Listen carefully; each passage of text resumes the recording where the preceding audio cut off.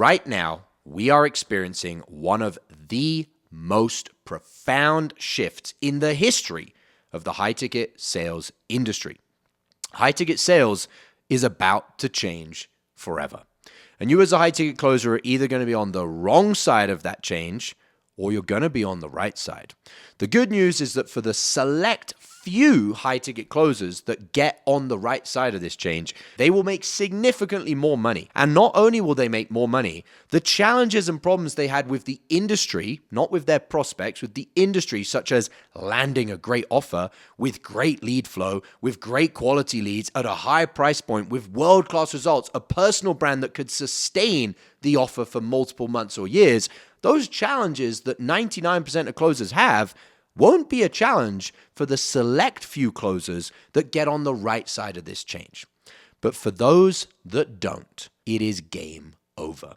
High ticket sales will be over for them, and that is the end of the line. And you might hear this and think this is exaggeration, this is marketing, this is hyperbole, this is fear-mongering or scare tactics. Believe whatever you want. You will very soon discover for yourself the truth. I'm sharing this message of you in advance so you can discover the truth and do something about it before it's too late. If you want to ignore the message, you're free to do so. This is a training that I recorded for closers inside my mastermind who have all invested a minimum of $12,000 each to get direct mentorship from myself and from my mentor, the Underground Mentor. Why would I have produced this training for them if I'm making something up or exaggerating when I have a moral, ethical, and fiduciary duty, given that they are paying clients, to share with them the most important things for them at this moment in time? That wouldn't make any sense now, would it? Now, why then, if they've all invested a minimum of $12,000 each, am I giving this to you for free? Well, they all got this training many months ago. So they've had many months of head start on you. But I still couldn't sleep at night thinking, everybody deserves a chance. One chance. You deserve one chance. You still have a few months left where you can get yourself, if you take the right actions right now, without procrastinating, without delaying, you can still get yourself on the right side of this change. Now, I've alluded to this thing called the change. What is that change, and how am I so certain that there's even a change coming? How should you be so certain? Who do you think determines change in the high-ticket sales industry? The setters? No. The closers? No. The sales managers that should have never been sales managers in the first place, most of them? Definitely not. The sales trainers? Mentors? Community leaders? Still no.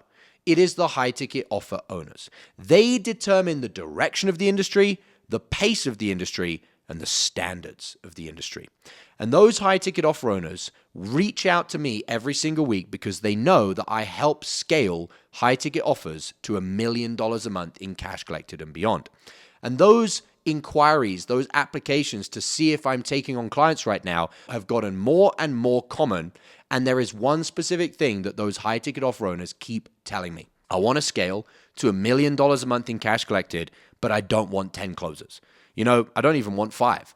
I don't want closers on my team that are dog shit closers because it's terrible for my brand, it's wasting me money, and I have to babysit an entire sales team with some sales manager that now wants X percentage of my business. Can you just give me a unicorn? One closer that can do $1 million a month in cash collected? Well, yes, actually, I can. Because I've taken 5 closers, one including myself, to all being able to close $1 million a month in cash collected and beyond. All 5 of us have all earned over $100,000 a month in commissions in a single month. All 5 of us have done that within 17 months or less, and that is in a tiny group of 111 closers. I've taken 5 to all being able to single-handedly outperform an entire sales team, to single-handedly get a high-ticket offer to $1 million a month in cash collected. So those high-ticket offer owners reaching out to me, telling me they're done with these dog shit closers and the shit standards of the industry, what do you think happens when they decide we're not hiring shit closers anymore? The purge. And you are going to be on the right side of the purge where all of a sudden the high-ticket offers that can scale to $1 million a month, that are already at $1 million, you can go and close on them. And you can be one closer with no sales manager, with no morning team meetings, and you can generate for the offer owner $1 million a month in cash collected. Sounds wonderful, doesn't it? Well, that's exactly what I did as a high ticket closer. No sales team, no sales manager, no daily team huddle talking about my fucking breakfast. I close, I generate you money. Put more calls on my calendar, I generate you more money. It was heaven on earth, if I say so.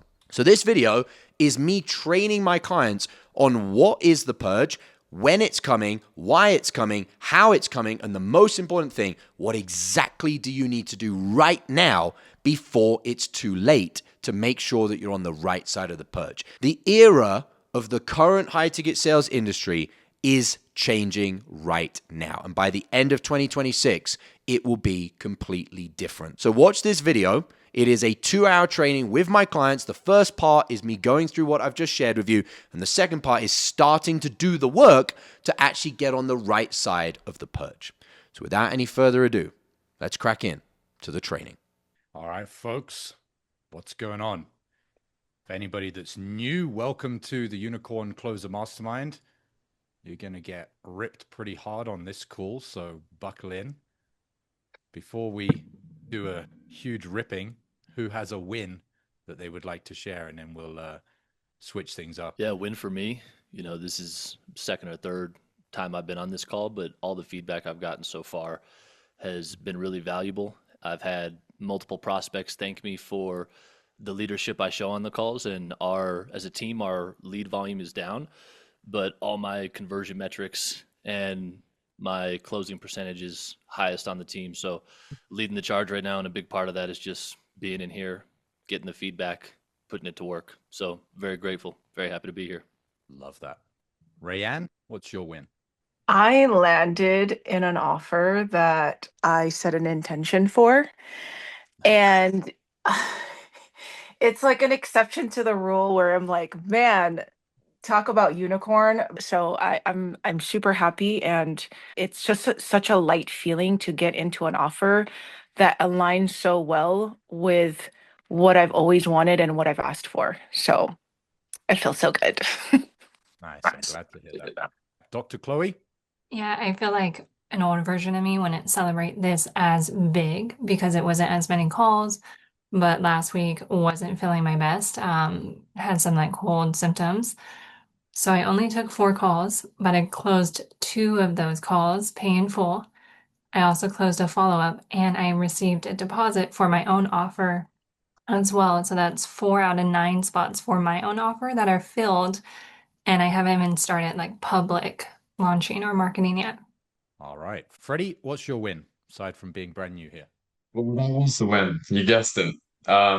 Originally, I was going to join at the end of the month, and then yesterday I realized I was just rationalizing and that there's no good reason not to join right now. So I made the payment.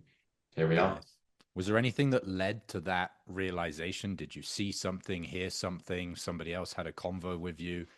What made you have that click moment of, you know what, I'm just rationalizing? I spoke to Deepak, who has also recently joined, and we know each other from a previous mentorship. And it made me realize, like, you can just make the jump now. Like, you don't need to wait. And there's no good reason to wait when you have the means to do so. What was So the speaking reason? to him, What was the reason that you were telling yourself to wait? Because you said there was no tangible reason to wait. What was the rationalization that you were telling yourself? the reason was to save more money, Okay, to be in a better, like, more comfortable position. got it. But I was like, I can do it now. And if I'm investing in my skills, I'm going to make more from that. So sooner the better. Makes sense. Great win. Great win taking action. Cody, final win from you. What's up, Josh? What's up, everyone? The big win I've had this week is like the reason I wanted to get into remote work was to be able to have the freedom to be able to see my family whenever, without it being like needing to ask a boss for time off or having some sort of barrier to entry to be able to see my family when I want to. And it also having the finances to actually afford to see my family. So my sister texted me the other week saying she was free. And I was able to just book a ticket on the fly, and now I'm out here and I haven't seen her like one-on-one for the past year and a half. So huge win, being able to see family and like not having like the finances be a reason I don't see my family. So Great win. All right, folks, let me Yes. just finish typing this comment to Jeremy. I'll say it out loud as well for you guys, but in fact, there's no point me even typing it. So Jeremy said, we're back at 100 members. Congrats. What's the next milestone? The next milestone is 200, but it's not just going to go 100 to 200. As we go from 100 to 200, we're likely going to put a close on the doors. So it's like, you know, we might say, hey, for the next month, there's 10 spots. If you're not in that wait list and you don't get in for those 10, then you have to fucking wait another 3 months or another 4 months or whatever it is. We're not decided on what that will be. The reason I bring that up, and this will sound very salesy, so I'm fully aware of that. Freddie just said that the reason he pulled the trigger was he spoke to someone else that was on the inside, which is quite a lot of you, by the way, have actually joined because you knew someone that was on the inside or you heard about someone that was on the inside. If you know someone who is on the outside that you genuinely believe should be on the inside, knowing that at some point soon we're going to put a wait list on, meaning they can't even join, they can't just go and sign up, maybe have a conversation with them and say, why don't you just get in now? Because there will come a time now that we've hit 100, which we've done before, but this time around, we're going to do 100 plus differently to how we did it before. They might not be able to join if they don't get on the inside now. Certainly don't push someone to join because they'll be the wrong fit. It's not, you know, run a fucking discovery on them and try and close them through objection handling, because then they're not a fit. If they need all of that, they should stay on the outside and not join. But if it's someone that's like Freddie that was like, I already know I want to join, I'm just going to wait for another 2 weeks, 2 months, whatever, then maybe have that conversation with them. Okay. All right. That being said, I'm now going to flip that the other way and rip all of you and also maybe prevent people joining the mastermind. So this is fresh off the press. And so I haven't riffed this out, haven't even thought it through.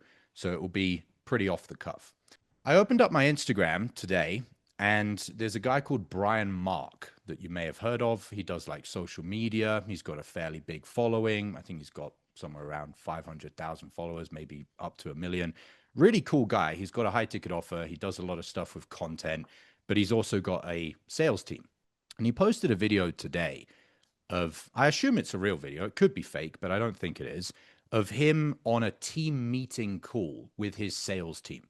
And on the call, he's basically saying, guys, I am spending money to do my content. I spend $30,000 a month on a content team. I'm spending more money to put leads on your calendar by running ads. And there's a bunch of you on this sales team that are fucking around closing like, or earning like 10K a month and only closing like $100,000 a month. If you do that for another month, I am firing you. And I watched him say that. And there was a bunch of people in the comments that were saying, oh, this is great. Then there was a bunch of people in the comments saying, you're a fucking asshole. You know, you're so harsh on your team, blah, blah, blah. Because he was really aggressive in the video. And I'm looking at that and I'm thinking on a training that we did in Cabo. For those that were there, it's the training on drawing a line in the sand. For those that weren't, brief idea of what it is. It simply is saying that your conviction, your certainty in how you speak, in your identity, in your energy, your vibration, comes from drawing hard lines in the sand of what you believe and what you don't believe in. And if you haven't picked a side, you will not have conviction. You won't have confidence in your voice. You won't have confidence in your words, etc., etc.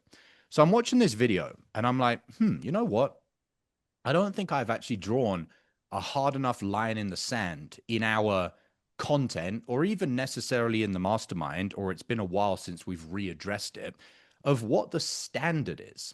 And Brian's in this video saying the reason that I will fire you is not just because you're losing me money, but because it's below the standards that I'm willing to tolerate. And I thought, you know what? I'm going to do a video on this. I'll probably do an Instagram short. I might do a YouTube video as well, where I am going to go real hard on what should be going on in the high ticket industry. And I'm sharing this with you first before the post goes live so that you don't feel like this came out of left field. I'm sharing it with you first. What I'm going to say in that video is something to the effect of, one of the big reasons that there are so many high ticket closers that are weak and poor, meaning they haven't actually become more as a person, which is the inner stuff, and they haven't therefore earned the money they want, which is the outer stuff, is because there is so many sales managers and so many high ticket offer owners that aren't willing to fucking fire their closers today because they aren't earning any fucking money. I have trained a lot of sales teams, and I will tell you that the biggest thing that I see, which is the initial roadblock when a high ticket offer owner asks me to come in and scale their team, is this. I don't want to fire my low level closers because they've got families. They're nice people. We're friends. Are you joking? You, as a high ticket offer owner and as a sales manager, are the leaders of the industry. Meaning, if you set the standard down here, what happens to the high ticket closers that could be earning 100K a month is they settle for 10K a month. It starts with the offer owners and it starts with the sales managers that don't have the nuts to fire their closers that have been on the offer for 3 months and still can't close $40,000 a month in commissions. So just so you're all aware, I am going to go hardcore on this angle in my content. Meaning, if you have been on your offer and you haven't hit $40,000 a month, don't be surprised if they fire you. And they will fire you because of me. So you can hate me for it, or you can accept that I'm laying that line in the sand because of one big reason. I actually fucking believe in you guys. Any high ticket offer owner or sales manager that is willing to tolerate a closer on their team earning less than $40,000 a month in commissions is doing so because they don't think you're capable of more. They don't think the average high ticket closer can earn $40,000 a month, so they run a sales team of 3 or 4 closers that earn $15K a month. I don't believe that. I believe that every high ticket closer with the right training, the right mentorship, and the right environment can hit $40,000 a month in commissions. And me not drawing a line in the sand is me saying the opposite. Oh yeah, you know what? It's kind of acceptable that you make 15K a month in commissions. We've said this from day one in the mastermind that 20K a month is no fucking money. But I realized when I watched this video from Brian, I haven't addressed the high ticket offer owners. Meaning me going directly to them and saying, hey, by the way, I'm putting this video out because it's your fucking fault. And it's my fault as well as a sales trainer to not draw a line in the sand and have a conversation with the offer owners of saying, we as sales trainers and sales offer owners need to draw this line in the sand and say anything less than $400,000 a month in cash collected is unacceptable. Because right now we have a whole fucking industry of so many different high ticket offers that have 6 or 7 person sales teams where the average closer on the team is making 10 or 15K a month. That's not normal. That's not right. Like, don't have an offer then, or have an offer with 1 closer. We have 4 members in this mastermind, 5 if you include me, that could single-handedly have an offer doing $1 million a month in cash collected. Why is their sales teams, and I had 3 high ticket offer owners in the last week reach out to me for one-on-one scaling their sales team. And I asked them, what did you earn in cash collected for the offer? And these offers are around about 600-700K a month. And I said, how many closers have you got? 9 closers to be doing $700,000. So obviously I turned around to them, and this was before I then, and this is all synchronicities, by the way. These things don't happen randomly. I turned around to them and I said, well, that's weird because I have closers that are doing $1 million a month as one person. Then I see the video from Brian Mark and I realized it's my fault. It's my fault as a sales trainer that I haven't communicated this into the industry. It's on my hands that I have the blood of all the high ticket closers that are only making 10K a month. And I have that blood on my hands because I've allowed it to happen in the industry. I've allowed it to go uncommunicated that as a high ticket offer owner or as a sales trainer, that we should allow anybody to be on our sales team and have a place on our sales team when we're paying money for ads and we're sitting here as business owners doing content for them to earn us 100K a month in cash collected. The whole industry has changed dramatically since I was a high ticket closer. When I was a high ticket closer, which is 2020 when I first started, so 5 years ago, so half a decade, it was not normal for a closer to be not earning less than 40 or 50K a month in commissions because it was an art. It was an art form to be a high ticket closer. It was not a biz op. It was not a fucking thing where if you can't handle a 9-to-5 job, come and do 2 calls a month, 2 calls a week from, 2 calls a day, sitting in Bali and make 10, 15K a month. That weird distortion of the industry started with the marketers, and it's now been tolerated by the offer owners and the managers. But actually, whatever the marketers do, if someone wants to market a biz op opportunity as make 10K a month, taking 2 calls a day, if the offer owners kept firing anybody that earns less than 40K a month, that biz op wouldn't work.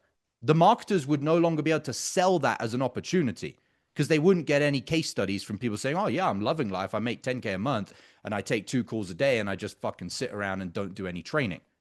So it started with the marketers, but then it went to the offer owners that have actually allowed this to happen. And I've now realized that myself as a sales trainer, I'm tolerating this, and I'm done tolerating it. I don't want anybody in the high ticket industry to have a job if they earn less than 40K a month in commissions. I want all of you fired. Why? Because I don't want you to be a high ticket closer and to be fucking poor. I know what it's like to be rich, and I know what it's like to be poor.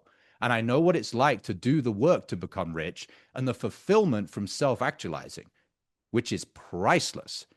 You will never, ever, ever commit to going through that if nothing is at stake. If your job isn't on the line, you will settle for 10K a month in commissions, because I've seen many of you do it in the mastermind. It's good enough. I get paid my 15K a month in commissions. I turn up to the Wednesday training. I don't really do the role plays. I don't really get ripped hard enough. I don't do the self-actualizing. I don't do the self-reflection. Why? Because you know you'll still have a job. Well, I'm going to change that. Watch this space, because I want less of you in the mastermind all earning 40K a month than more of you in the mastermind earning 10K a month.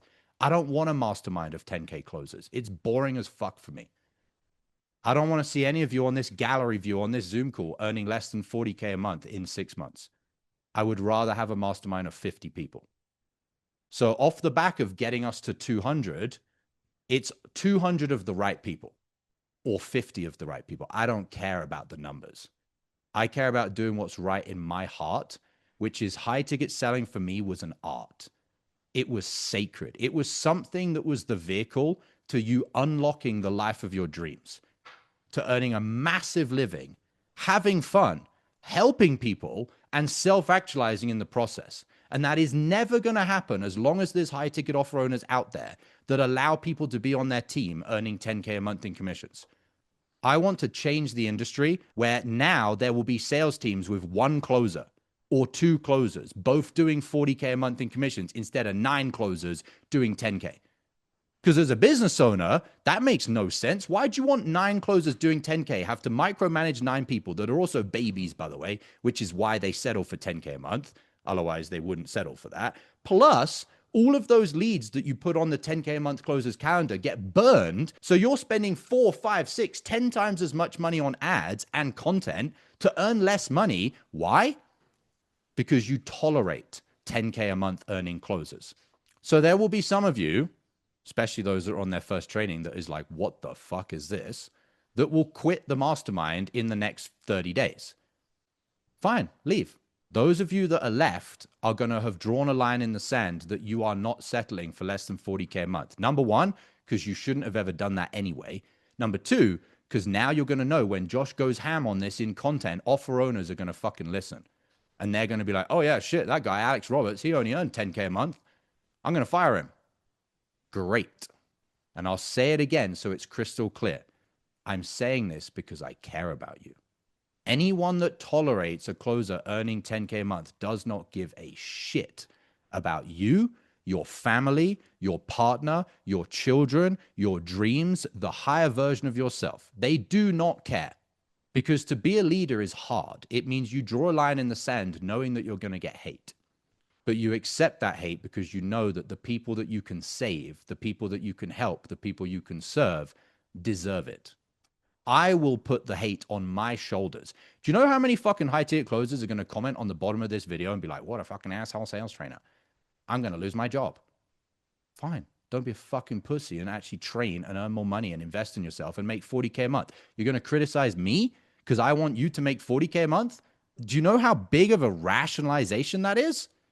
Oh, I'm going to criticize the guy that wants me to make 40K a month because I'm not willing to step up and earn more than 10K a month.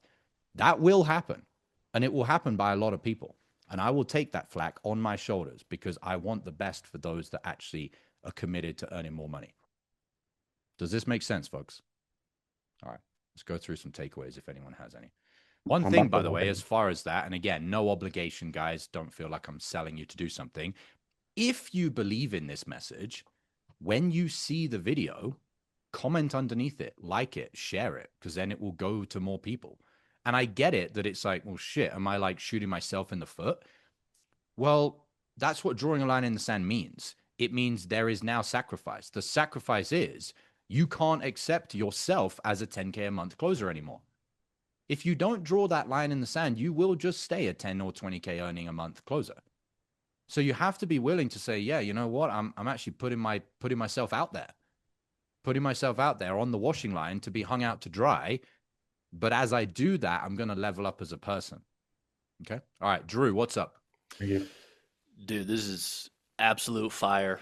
The 100% behind the message. And it goes back to energetically as well, guys, of like a business owner that wants to make $1 million a month in cash collected. I'll tell you now, to make $1 million a month is hard. It's not impossible. It's easy in the big picture of things, but narrowly speaking, it's not an easy thing to hit for the first time as an offer owner, like with a sales team. And if you as a business owner are willing to tolerate 10K a month earning closers, you're simply not resonating at the frequency of a leader. So then you wonder why your marketing doesn't slap. You wonder why your call booking funnel is too expensive to get a book call. You wonder why your lead flows up and down. You wonder why your clients are asshole, annoying, headache clients. It all comes from the fact that how you show up in life is how the other people in your life will show up. If you show up as a leader, which is going to dictate your standards that you're willing to tolerate for your sales team, then you'll attract those types of clients, those types of income levels, and also you'll have a business that you actually enjoy. It all goes back to the spiritual side of things. Business owners wanting to hit $1 million a month in cash collected need to be $1 million a month person. $1 million a month person doesn't accept to hang around a room of 10K earning closers. I don't want to hang around anybody that's poor in my life anymore because it's just below my standards. Because I view it not as, and it's not about the money, it's about if you're poor, it means you haven't got high standards for yourself or you wouldn't be poor. I don't want to hang around people that have low standards for themselves, neither in this mastermind nor in my personal life. Certainly don't want to get to the next mastermind if we have another private jet and I'm sitting on a private jet with closers that are earning 10K a month because they've been in the mastermind for a year and a half. I had this conversation with UM yesterday. I said, I don't think we should just allow someone on a private jet because they've been in the mastermind this amount of time. If you've been in the mastermind X amount of time and you're still earning 10K a month, that says a lot about you. And that means you should be the person that's excluded from the private jet, not included because of a time period. Okay. All right, Brian, what's up? Thank you, Josh. Yeah, this is huge. I think I needed this because I went back to your old training in October where you talked about departing versus arriving. And this is just further kind of hammering that point home. But what I've been thinking about since watching that training yesterday and then this today is like, what do I need to do to kind of make these changes and become that person that's earning that much? Is it simply more training or I'm trying to figure it out. Say the question again. Well, so I've been stuck at like 15. I was at 15K a month on my last offer. And then now starting over from scratch, I'm like, I know I need to set higher standards, but I'm wondering, like, is the thing that I need to put my focus and attention into training and just going all in on that? Or is there something else? There is obviously technical things like training and whatever, but I think the big thing, guys, which is why I led into the conversation and explained it the way I did, is you just don't have enough risk. Like you're right now in the and I'm not saying it's your fault, guys. It's partly your fault, but if I'm honest, you're all following the leadership of the offer owners and the managers. And like, what is at stake for you? Are any of you going to have a dog shit living under a bridge life at 10K a month? No. But that doesn't mean that we can't have a baseline standard of 40K a month. So the real thing is nothing to do with anything technical, which is like on a sales call. It's not about the word tracks, the technical thing.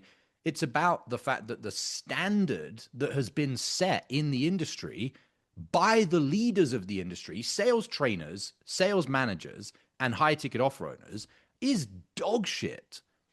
And if I say so myself, we're the only place, the only sales training that's attempted to change that. But I realized myself when these synchronicity moments happened over the last 48 hours, I was like, I haven't gone hard enough on this.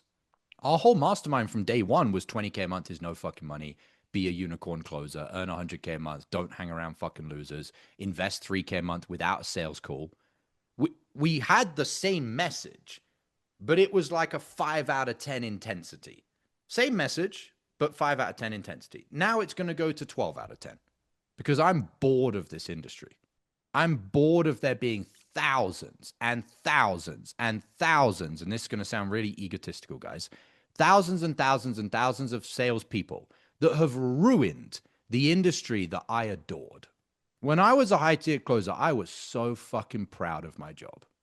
I'm a fucking transformative individual that gets on sales calls with people that has conversations that no other fucking person can have. And I make a shitload of money for doing it. And now the industry is filled with, don't know if this will go on YouTube, but fucking retards. Like literally people that think it's okay to earn 10K a month. Thousands of them. I was going to call this video The Purge. I don't want the high ticket sales industry to be what it is anymore. Because when I was in it, it was beautiful. It was like, you know another high ticket closer through some like weird backdoor connection. Not like fucking Facebook groups with thousands of them in. It was like you didn't even know that there was another high ticket closer over here in this country, in this state of United States, or on this offer. It was like weird, like it was like almost this like underground cult. Whereas now it's just like this huge 50,000 person Facebook groups. It's like I don't want that anymore. And the reason I don't want it is nothing to do with, well, it's partly to do with me that I am proud that I was a high ticket closer. And that what I would now call myself a high ticket closer means this much. When I was a high ticket closer, it meant this much. Now, the type of people that are high ticket closers, if I, put on a piece of paper, I'm a high ticket closer, people be like, oh, yeah, cool, whatever. When I was a high ticket closer, it wasn't like that. It was, holy shit, this is someone that can get on a phone call and pull in my business $1 million in a month. That was what it meant to be a high ticket closer. You were a fucking money printer. Arguably, for some business owners, and I know this having being my mentor, you were on this level with the owner. It wasn't, I'm the offer owner, then I have a sales manager, then I have 9 fucking peasants on my sales team. It was, the offer owner is pumping your calendar with marketing and brand, and you're the fucking closer. You're the one getting that money over the line, and you're on the same level as the offer owner as far as your identity, your value, your worth. Now, sure, the offer owner put a lot of risk into building a brand, putting their face out there, spending money on ads. But at the time I was a closer, the amount of risk that you put in as the closer to be the best version of yourself was equatable to the amount of effort and risk and investment mentally, physically, spiritually, and emotionally that the offer owner had put in. Now it's the offer owners putting everything on the line, and the closers can't even invest 3K a month, apart from you guys. Oh, can I join the $299 a month program? No. But the reason that's even acceptable anymore is because of all the offer owners and the sales managers and the sales trainers that allow that to go about. Yeah, sure, you can be a closer and make 10K a month. I would love to see the industry go from whatever the number is, 100,000 closers down to 5,000. 5,000 fucking killers. Imagine an industry where if you're a high tier closer, you're known as being someone that pulls in $1 million a month for a business owner. You will never run out of opportunities. Because a business owner would think, shit, I need to get my offer to the point that I'm at a level high enough to get this closer. If my offer can only do 200K a month because my marketing sucks and my ads suck and my brand sucks and I'm shit on camera, but there's these closers out there that are $1 million a month generators, the offer owner should then be looking at it and thinking, I need to step up as an offer owner so I can even get these closers on my team. Right now, the offer owners are able to lower their standards, lower their standards, lower their standards, lower their standards, and go, Yeah, I'm at the level now of these 10K closers and I can just bring in 10 of them and have a sales team of 10 of these people. It's completely upside down. Okay, so long answer there, Brian. The short answer is it's simply raising your standards by realizing what's at stake. There's a difference between my new standard for all of you being 40K a month coming up versus today. Like it might take you, and that's why I said before, 90 days. And some of you might go from 10K to 25 and you might be like, shit, I'm still below 40K. Your offer owner isn't going to fire you if you went 10 to 25 in 90 days. It's if you're 10K, 10K, 10K, 10K, 10K, and 90 days go by, it's like, what are you doing? Like the 17 months that it took me to go from $0 to over 100K a month in commissions. Yes, there were months where it was flat and there were even some months where it went down. But if you looked at the trend, it was up and then up and then up and then up. It wasn't up and then down and then up and then down and then down and then down and then across. Over each 60-day period, so every 2 months, which varies, which levels out some of the variation of a bad month of leads or me being off state for a month, whatever. It was like first month 10K, second month 20K, third month maybe 30K, then another month of 30, then maybe 20, then 40, then 40, 40, 50, and then so on and so forth. Like over the trend, it was just going up. That's what needs to be your new trend line, guys, is yes, you can have a bad month. That happens. The lead flow can tank, but it can't be 90 days of you being at the same income or going backwards. It should be a bad month every now and then. But like if you've let 30 days go by and you haven't had a conversation with the offer owner, the manager, the marketer, or you looking for other offers, if that 30-day period turns into 60 days, now it's your fault. Does this make sense? So don't get too rigid on the, oh shit, if I don't hit 40K, I'm going to get fired. That should be the new baseline for the industry. But everyone deserves a chance. Once the line has been set, everybody deserves a period of time to show they're trending towards it. This standard of like 10K is acceptable needs to be gone. Whereas right now, the trend of the industry is this. It's just flatlined. Thousands and thousands and thousands of closers that sit at 10 or 20K a month for half a year or years as if it's acceptable, because it is acceptable to the offer owners and to the sales managers and to the sales trainers. The other sales trainers that pat you on the back because you earned 15K. Now, I'm going to pat you on the back if you earn your first 10K month and your first 15 and your first 20, but I'm not patting you on the back because you hit 20K your second time.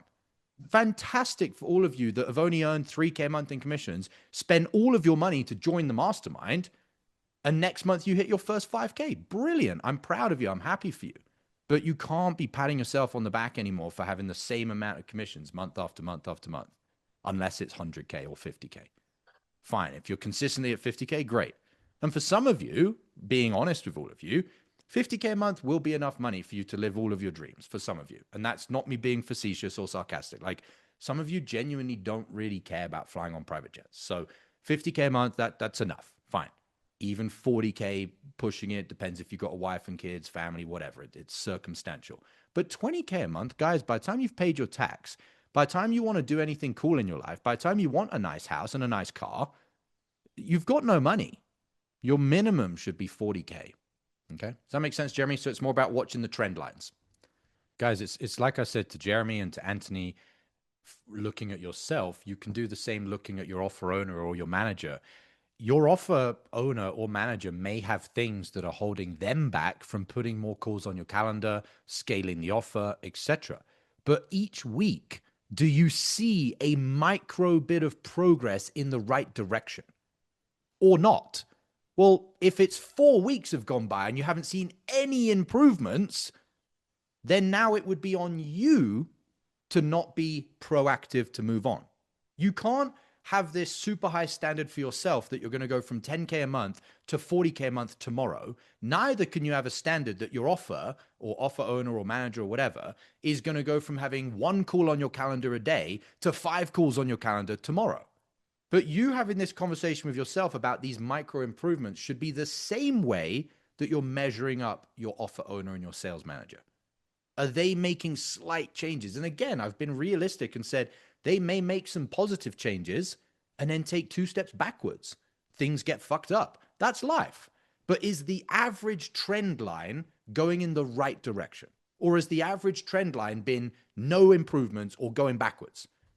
That's what you need to be on top of as a human being, is look at these things rationally. This is self-actualizing. It's part of just having a rational brain, getting a piece of paper out and saying, okay, last month, what did I see the offer owner improve? These things, great. What did I see get worse? These things. Okay, the side on the list of things that improved is more than the side of things that got worse. Great, I'll stick around. I'll keep doing what I can do on my end. They're obviously doing what they can do on their end. We'll keep going. But if things aren't going in the right direction, you can't then just bury your head in the sand and be like, oh, I didn't notice. If you didn't notice, that's ignorance. Okay. Maurice, what's up, my man? Hey, good morning, Josh. Yeah, I've been thinking about this a lot. Like I've been thinking about your journey here, specifically based on the "It Was All a Dream" video. And what I saw is like that girl rejected you, and then you made that decision and said, I'm never gonna be poor again. Right. And so that was your line in the sand. And because of that, you started to take the actions that will get you there. And so you almost obsessively would review your videos, would review calls, and then you would submit that to UM. UM would tell you what to do. And then you'd have to go and fix that before the next one. And so you continuously improved. So my question is, did your identity shift in that moment, or was it like a series of transformational shifts that when you hit a plateau, you're like, oh, my identity isn't catching up to my goals, and then UM would kind of help you with that? Or was that plateau kind of more like a skill or a technical or a mindset thing, which then you moved on to the second plateau? Let me demonstrate it visually for you. So we have a mountain. This is the peak of the mountain. This is the 10K per month summit. Okay. You start here at the bottom of the mountain, obviously. Whether you're climbing a 10K a month summit or you're climbing the summit that I'm going to show you in a minute, just because you've decided the mountain that I'm going to climb is the 10K summit, you still have to make the steps to go up the mountain. Whereas what I decided is, and notice that there's more steps, the mountain that I'm going to climb is the 100K a month mountain, because these are not the same mountain. And what I mean by that is you can't climb the 10K a month summit and be here and then go, oh, I'm just going to keep going up. There's no mountain left. You can't go any higher. You're on the wrong mountain. You have to decide which peak you're going to summit, the 10K or the 100K. When you decide, so for me, I'm never, ever again gonna be poor. Just because I decided that, which means I walked from over here, and at the time it wasn't even the fucking 10K a month, it was the little baby 2K a month mountain, which was how much I was making at the time. Instead of me standing over here and fucking see over the top of the mountain without even climbing, I was like, fuck that, I'm going over here. I'm going to start my journey on this mountain. Just because I've come over here, it doesn't mean I just go from the bottom and take an elevator to the top. No, I have to make the climb. I have to start doing the things. I have to get the ripping from UM. I have to change my friend group. I have to change my dress sense. I have to change my identity, my beliefs, my skill set, everything. But I decided I'm not interested in climbing this mountain. And this is what I'm saying, that it's from the offer owners. The offer owners, and I'll metaphoralize this, the prize, the trophy that you get from hitting the 10K a month summit, the trophy that you get rewarded is a job. You get a place on an offer. I'm saying that high ticket offer owners, sales trainers, and sales managers should say, if you want to climb the 10K a month mountain, you're welcome to do that. But we're not giving you a trophy for doing that. We're not giving you a reward because you decided to climb the 10K a month mountain. You might get to the top. You can take a pretty picture. You can buy a fucking t-shirt, whatever, in the souvenir shop. But if you want a job, you have to be climbing this mountain. And when you get to a certain level on this mountain, maybe 50K a month, or I said 40K a month, we'll give you a participation trophy here. That means you can get a fucking job. We'll give you another trophy when you get to 70K a month, which is, you might have the opportunity now to move into managing. I don't think anybody should move into managing or be given any opportunity to be a sales manager until you've hit 70K a month. And when you get 100K a month, the trophy that you're going to receive is twofold: self-actualizing, meaning the fulfillment of actually becoming the next level version of yourself, and true financial freedom. So does this make sense? It's not that you don't have to climb. It's that you're being given participation trophies, aka a job, for deciding that the mountain you want to summit is a 10K a month mountain. So to answer your question, Maurice, yes, I still had to make all of these different changes through mentorship, through training, through inner work, through environment, through community, through mentorship, if I didn't already say mentorship, but they're on the bigger mountain now. Okay? Is that clear? It is. Thank you, Josh. You're very welcome. Great question. George, what's up? Hello. It's nice to say hello face to face as much as Zoom is. Very excited to be here. I mean, what an exceptional way to start a Wednesday. I know from my intro post that you probably know that I'm completely new to this whole world. So Sure. it's amazing to see this overview. I guess from my perspective, in a much smaller way right now, I'm the offer owner, business owner, and closer because it's just me on my own and I'm just starting. But I think the biggest thing for me is just how inspiring it is to hear what the standard should be and what it needs to be. And not that there was any doubt in my mind, but it's just another incredible reconfirmation that I'm in the best place and that although I have an insane amount of work ahead of me, I'm excited to do it and excited to grow and see where it takes me. I think that's the main thing from me. Love that. I've said this before, guys, but a quick reminder. The mastermind has no, discrimination to you being a complete beginner. It has no discrimination to you currently earning 2K a month, 5K a month, 10K a month, 15, 20. The only thing we discriminate against is the standard that you're going to show up as. Because if you show up as that standard, currently earning 2K a month, 90 days will go by and you'll be at 15. We do not have any issue with anyone being a complete beginner, brand new in high ticket sales, haven't even taken their first sales call. Nicole had only had her first commission check for $500 when she joined the mastermind and put the mastermind on a credit card. And watch what happened. Less than 17 months later, earned over 100K a month. It's nothing to do with where you're at. It's about where are you going and are you willing to have the standard that will actually get you there. This mastermind is for people that are going up the big mountain, not the baby mountain. If you want to go up the baby mountain, there's plenty of other baby trainings out there. This is not it. This is for Everest. We don't fucking climb the little hills in your local county. We go for Everest. Go big or go home. Okay? And then you don't put anyone on the team to climb Everest that when you look at them, you're like, you're out of shape mentally, physically, spiritually, emotionally. You're a liability. We're not taking you on the climb. We're climbing Everest, and we're going to have the standards that mean we're going to have a high likelihood of summiting the peak. Okay? This is what the mastermind's about, folks, and again, I don't want this to come across the wrong way, but it's like and I have to be the mentors that lead by the example so that then things like what just happened with Daniel end up happening. If I hadn't have said at the start of this training, I'm fucking done playing small with not just putting myself out there saying, what the fuck is going on with the high ticket industry? Like 10K a month closers and offer owners are accepting that. And I'm accepting that as a sales trainer.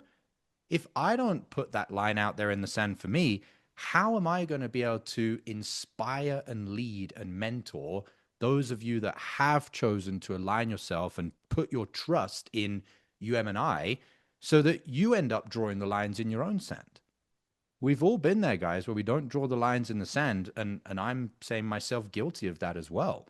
And I realized that over the last 48 hours. And it took me, I mean, you could say it took me 48 hours, but it was a few synchronicitous events where I then said today, I only saw this video this morning about 10 minutes before the call. And I was like, right, that's what we're talking about, because I'm not going to let it be a week or a month or 6 months or whatever until I draw that line in the sand for myself, for all of you. Because that's what leadership is about, is inspiring you through demonstration, not just going on a rant and telling you something from my voice, but not actually doing it in my actions. All right, Den, what's up? Hello, everybody. So for me, it's a more like surface level question, more just logical. Unfortunately, I wasn't able to attend the first part of the call. I wasn't allowed to skip the team meeting, so I'll review it. For me, it's more like a logical question. Because right now I'm a setter, and obviously the first step is to transition to a closer, and there are two ways I can do it. So it's either to progress in my current position from the setter to a closer, or apply to offers and find a closer position. The thing that I feel like is preventing me from actually applying is I have a feeling like whether it's going to make sense or it's going to be a waste of time because I'm not necessarily sure about the data or what is the likelihood if you don't have a closer's experience to be actually accepted to a normal closer role. So it's more just a pure data logical question. I mean, again, it's like it's not necessarily about a setter or closer because there's setters in the mastermind that earn 40K a month in commission. It's are you going to be able to progress as a setter? And then at what point is your progression not continuing because you need to move on from being a setter? So if you're a setter right now and you earned 3K last month and next month you earn 6, you don't need to go and be a closer right now. If the next month you earn 7.5, stay as a setter. Next month you earn 10 or 12, stay as a setter. So long as, just like I said to Jeremy, as long as you can see the trend line is going in the right direction, then you don't need to change anything external. Now there will come a point, usually as a setter, where the amount of money that you've hit, either as a setter or on the current offer as a setter, it's hit a ceiling. And you need to be self-aware enough to know, have I hit a ceiling? And what is causing the ceiling? Is it me or is it my external variables? And if it's not you and it's your external variables, then you'd need to change to a closer or change offer. Does that make sense? So it's not about these like rigid boxes of like, which offer do I need to be on? Or should I be an offer owner? Or should I go back to closing? Or should I be a setter? Or should I be a closer? It's, are you progressing month after month after month in general? Yes, you have a time where you go backwards and you have some bad months. That's normal. But the general trend line over 90 days of being in the mastermind, are you going forward? General trend. That's all you need to be looking at. And if I were Okay. to simplify the initial rant from 40K a month is the line in the sand and that's the hardcore rant, I could change that and I could downplay it a little bit to sales managers, offer owners, and sales trainers that accept anyone being in the industry that isn't growing should no longer be tolerated.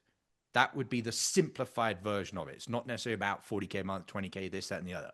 It's a principle of if you are actually progressing month after month, to hit 40K a month should be easy. And you should be able to get there in 6 months. As a beginner, you should be able to get to 40K within 6 months of your first ever sales call. If you're progressing month after month, some of that progression is joining the mastermind. Some of that progression is turning up to a live event, which we run. Some of that progression is going from setter to closer. Some of that progression is changing offer. Some of that progression is the deep inner work. It's progressions in all of these different variables. Chloe brought up a training I've done before on the commission chokeholds. You've got all sorts of different variables that you need to work on. But month after month, are you pushing the ball forward in those areas? And unfortunately, which I will fix, the high ticket industry has no longer drawn a line in the sand that to not be pushing forward is an acceptable thing. Right now, there's just this whole bloated industry of closers that are just coasting, which the biggest reason this bothers me, aside from the fact that I want all of you to make a load of money, is you're getting on a fucking sales call telling someone else to get out of their comfort zone and to give you money and to step up and to transform. Meanwhile, the whole industry is a bunch of complacent motherfuckers. How incongruent is that? And you wonder why we don't make any money as closers. Incongruency is the deepest issue of this. You want a stranger to get on a phone call with you and give you their credit card number and get out of their comfort zone and be challenged by you on the call that it's their fault. Meanwhile, you've coasted at the same income level for 6 months. That is spiritually, ethically, morally corrupt. And I don't accept that in the industry anymore. You want people to be brave, you be brave. You want people to play a bigger game, you play a bigger game. You want people to face their fears and to self-actualize, you do it yourself. That's authentic. That's ethical. Yes, I want you all to fly on a private jet and to have a load of money and to take care of your family. But if I could only give you one thing, I want you to be authentic, ethical human beings. Okay. You're very welcome. All right, Shika. Hey Josh, I just wanted to share something. I joined in January and February, my entire month was screwed. I was not getting any calls booked. And I was listening to UM's commandments where it said, well, you'll always have months that are up, months that are down. Normally, I would cave whenever things like this would happen. I would just get in the bed, eat chocolate, and just close my curtains. But I was like, no, I was listening. I was like, okay, get up, go outside in the sun. So I go every day for a walk. I was like, what would I do if I was earning a lot? I would do everything possible. Then I'm like, okay, I'm not getting calls booked due to sales. You remember I spoke to you also. Then I said, what can I do to make sure that I get money in the door? So I listed all of that. And then I was like, okay, I'm going to create my reel. I'm going to learn editing. I learned editing and I posted every fucking day. So I learned the skill too. And I'm like, I'm going to do what I can at least, at least not just cave. So I really loved it. And I was like, yeah, you know what? This mastermind, apart from sales, it really transforms you to be the person, the right person. So I just wanted to share that. It was so good. I'm very happy to be here. That's it. Love to hear that. It's a great share. Thank you for sharing that. All right, folks. So that is our initial training. You know the deal. We're going to jump into our call reviews. So who is first? Let's rock and roll. Hey, Bradley. Hey, Ben. Yes, sir. How you doing? Good. Nice to meet you. Yeah, nice to meet you too. Looks like you have a nice setup back there. Yeah, I'm in my studio. Nice. What city are you calling from? Delaware, Ohio, which is just north of Columbus, like part of Columbus, really. Okay, cool. Awesome. Well, I didn't get a ton of information about you, so curious, in your opinion, what would you say is the biggest challenge that you're having growing your business right now? Well, I'm not technically in like the videography business, right? Like but I'm in a related thing. I have a business I just started called Home Recording Academy, where it's a business where we teach kids how to like record, right? So I have like a music studio I built. But I've been on the fence for a while about what I want to do, and before I started this, I seriously debated just doing videography for small businesses, exactly what you guys do. Right. And I kind of knew in the back of my head that it was a better idea, and I still like went down this road because so I have to back up a little bit so you can understand exactly how I got here. But I ran a plumbing company for about a decade, and then I sold it in 2022. So I retired technically at 40 years old with a ton of time on my hands and nothing to do, and my license was locked up with that company for at least 3 years, right? So yeah, so then in 2022 I built a recording studio because I went to school for music originally and wanted to be a rock star, right? And ended up being a plumber, and I have had kids and a wife and all that, right? So ran the business, built it up to where I had like 35 employees, had tons of trucks. We had an excavation division. I had like a ton of stuff going on, and ended up selling it to a conglomerate. They came in and they buy up service businesses, right? So it was a good timing thing. We weren't necessarily looking to get out at the time, but it was just the right circumstances. So we got out of the business, and the whole time I was doing that, I didn't know much about videography at all. I was always hiring people and hiring videographers and hiring marketing companies and firing them because they didn't know what they were talking about and not helping me. And it drove me crazy. So like when you like get out of a business, all of a sudden hindsight's 2020, and you realize all these things that you could have done to grow the business or do it better. So it kind of like looms over you, right? So I technically retired. I built a recording studio in my backyard. It's really nice. It's beautiful. Like it's awesome. But it's not much of a business, and the clients are not good clients because they don't have revenue. And like local music artists. Yeah, it's just not. I mean, I really built it for myself originally because I had all these albums and stuff and music that I wanted to do, and then I ended up doing those over the last. So I put out 3 albums in 3 years, and just did a ton of work on my own artistry and stuff like that. But it's a hobby, man. It's not a real career job or anything like that. It's just like a passion thing. So I've been debating what I want to do because I have in high school that want to graduate and go to college in the next 2 years, and I can't just stay retired. I have to I can't just rely on my investments and stuff. So that's the big problem so far. Everything else, useful information, but yeah. So basically, if he didn't carry on now, the summary, because he's given you so much, would be super short. Got it. So you had a company, you sold it, you made some money. You've now got another business, but it's more of a passion project rather than a moneymaker. And if I'm understanding you correctly, it sounds like it's not making enough money for you to put your kids through, I think you said college. Is that accurate? Yes.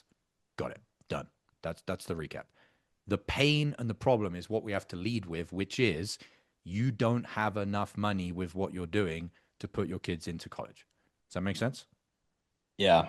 Okay.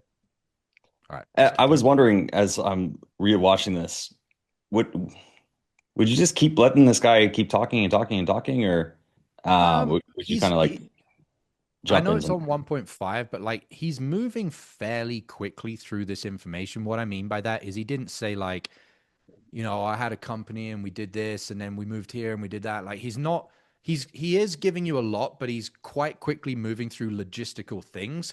Is it perfect? No. But I think you would do more damage in this case to cut him off than to let him finish what he's saying.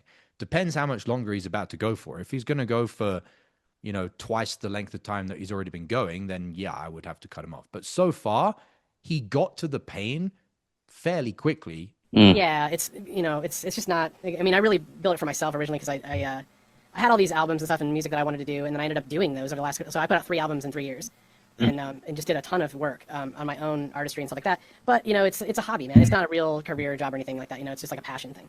So, I've been debating what I want to do because I have in high school that want to graduate and go to college in the next 2 years. That's passes. And I can't just stay retired. I have to I can't just rely on my investments and stuff like that. So I really want to get back to work for real. So I've been on the fence about, okay, what do I want to do? Do I want to go and start a videography company where I feel like I could actually help a lot of small businesses because I've been that guy for so long, and the last couple of years I've spent so much time shooting video for artists and stuff like that. Like I have a really good handle on, what it takes to make good content, or at least, good video quality. I have like 4 mirrorless cameras and a ton of lenses and a ton of lighting gear, and I have all this stuff. I'm really good at editing, really fast at editing, really good at the audio side, obviously. Been doing that my whole life. So I feel like I have something unique to offer small businesses. Right. In that regard. And I understand service businesses because I am one. I'm still a master license holder. I understand their frustrations because I've been frustrated. So, I just don't have an offer, and I don't have any way of breaking into it other than going and cold calling them. And I love what I heard on the videos about, everything about their approach, about how, it's not just making content for people, but it's actually like offering them real solutions that's going to work and showing them ROI. Like, I've dealt with a ton of marketing agencies that have no clue what it's like to be a small business owner or what they actually do. So like, I speak blue collar language fluently, so it's an easy in for me. And the other thing is, like, I could just go and my license is freed up in the next 3 months. So I thought about just going and running calls or doing work, for friends that have businesses and stuff like that. And it'd be kind of low key, part-time work when I feel like it kind of thing. And that could be cool too, but I'm 44. My body doesn't like it anymore. I've been through the trenches. I've been in dark places with plumbing, and it beats up your body. Yeah. And it's not a long-term game. So like, I don't know. I mean, I'm kind of at this weird crossroads right now. I'm trying to figure out where to go and what to do. And I love doing videos. I love making videos, and I love helping people more than anything. So another thing we obviously need to tie down, I say obviously partly sarcastically, hoping that you all got that, is he said I could just go back to plumbing.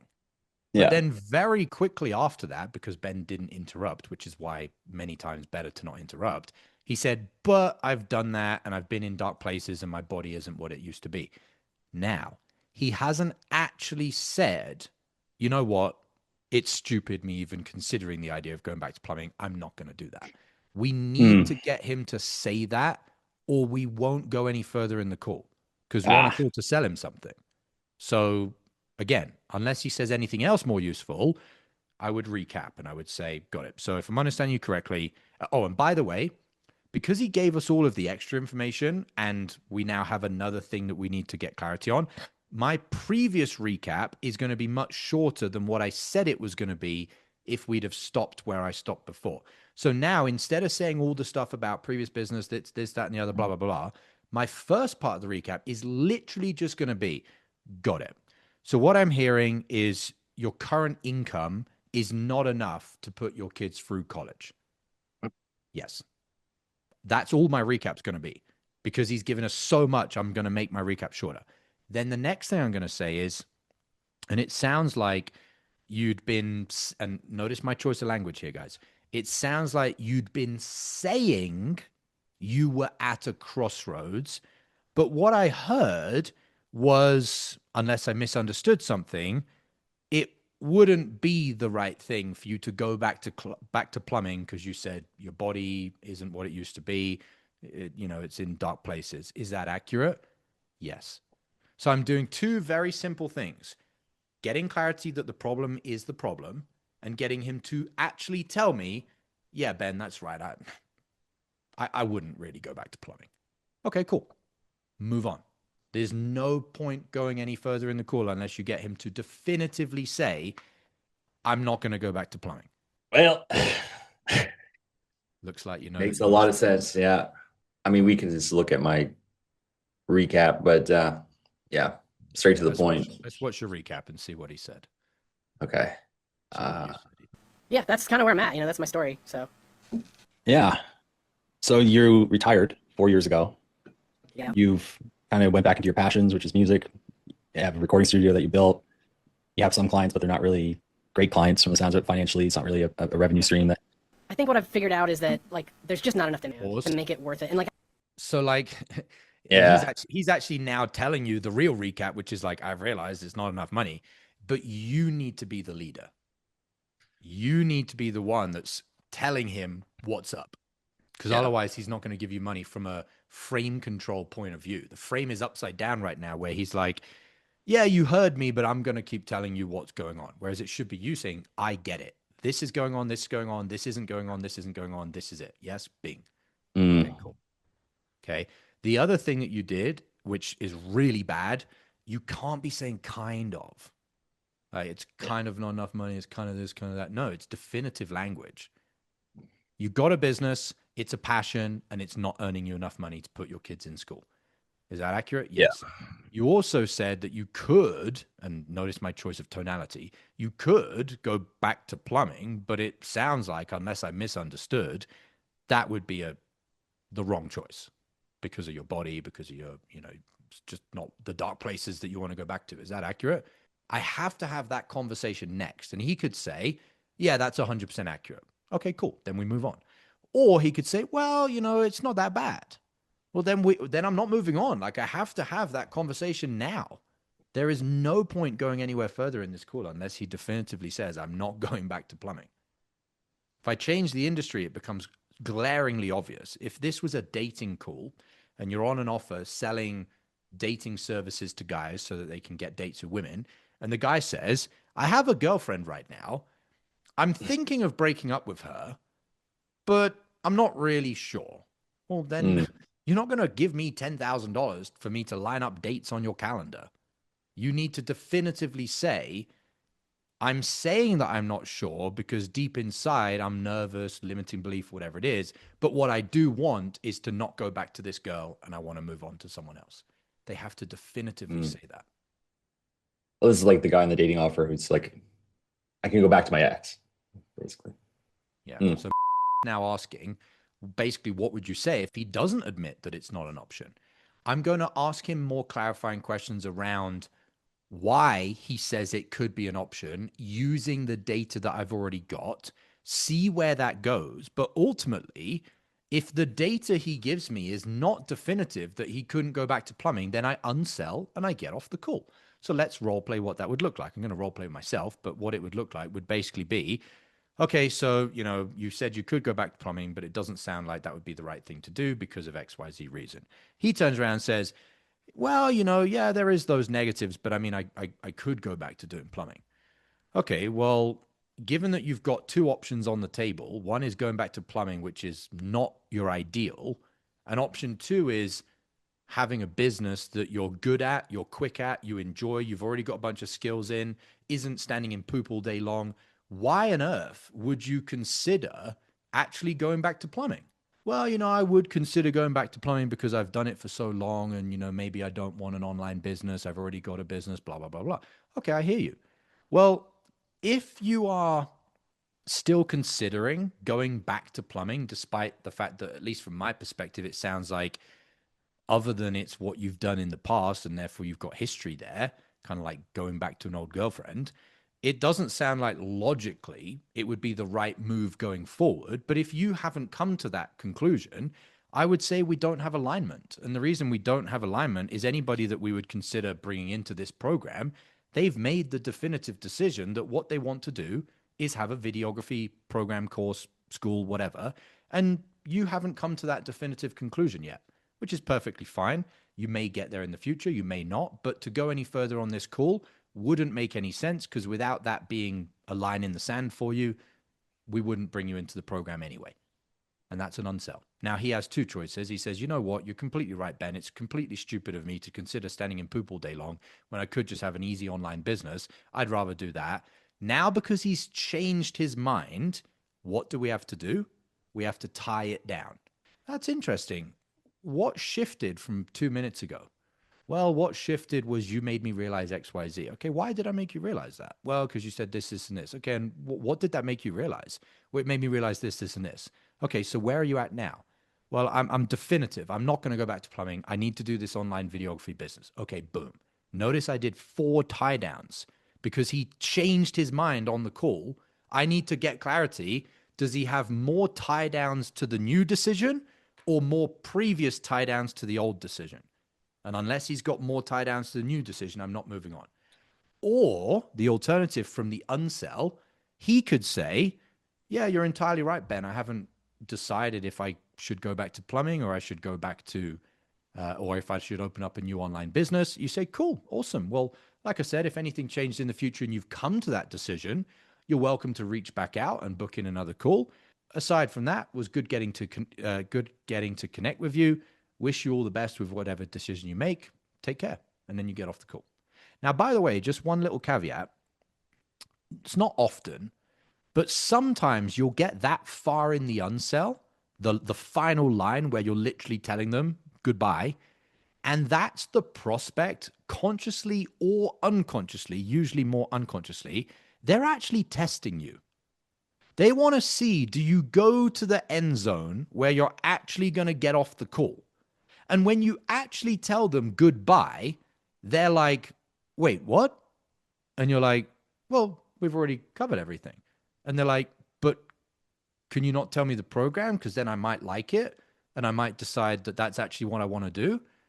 Yeah, there's definitely many people that we could tell the program to and they would all of a sudden decide that, you know, doing this over standing in poop all day long would be a much better idea. But that's just not how we run this business.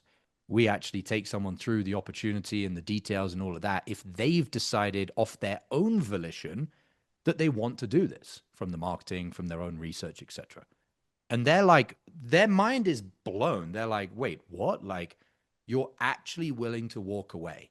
And there are some small number of prospects that at that point, all of a sudden they'll break. Like their frame, their mask, they're faking it, you know, pretending they didn't need the opportunity, all of a sudden breaks. And then they jump into your frame meaning they will now tell you whatever you need them to tell you for the rest of the call. But you have to be willing to go all the way to the end, and it cannot be a tactic. They will feel it if it's a tactic. You have to have genuinely detached from this sales call carrying on any longer. And you're just about to get off the call. You've already decided what tea you're going to go and make. And then they're like, oh, actually, I've changed my mind. There was no tactic there. Okay? All right. Alex Roberts, what's up? Hey, what I was gonna say is the first thing I noticed at the start of this call was Ben's energy was just really lacking certainty, and something seemed really off. But when I look at Ben now, he just looks night and day different to the way he was showing up on that call. Yeah. Like you look a My lot more energy was certain weird. now. I could see in the beginning. Like you look like today you look like you walked out of the barber shop and you got a fucking great trim and you got a text from Well, I did. like a hot girl and like you're feeling yourself today. But when I look at you in this video, like you just look so uncertain. You're rocking in your chair, you're doing shit with your hands, you're back and forth. You don't look like you're like feeling yourself. And I'm just curious if something was going on that day or if anything has changed since then as to why like it just looks so different. Did you do a discovery on me? Let's see when this call was. Do you remember off the top of your head, Ben? Like looking back at this call, looking at the guy, remembering the conversation, was there anything that flustered you? I don't think so. I think I had a few no-shows that day, and this guy was the first guy that showed up. And then after having a bunch of no-shows, and then this guy turns up with a awesome Pixar quality camera and saying that he's not really sure if he needs this, was that like, oh, for fuck's sake, I've had 3 no-shows. Now this 4th guy isn't going to be a sale. And that was like the final. No, that wasn't going through my head at all. But yeah, I was like, okay, this guy seems cool. Seems normal. I was like listening to him. I noticed looking back, I kind of looked disheveled and my energy was all off for sure. So there's definitely a state. Obviously, it's a state thing. I was No idea why. Don't force it. If you're like, no, off the top of my head, I really don't know why. That's fine. Fine in the sense of you don't know what you don't know. But as closers, we do have a responsibility that we need to be aware of these things, meaning when we have a call and we didn't close it because we were not in state, we do have to reverse engineer and journal on why, because otherwise it would just keep Yeah. happening again. Yeah, I need to start journaling again. Yeah. Yeah. All right. Doriad, what's up? Quick question. I want to understand your thought process. When he mentioned that he could go back to plumbing, and you went in this direction, if he either you got to choose this or this, and if you don't make a choice, then this not might not be relevant. My question is, why didn't you go into a place of discovering why he hasn't already made up his mind that plumbing isn't an option for him? So when you came to the conclusion that okay, he's still contemplating both options and keeping plumbing as a plan B, if you make a statement, sounds like you still are contemplating being that being an option for you.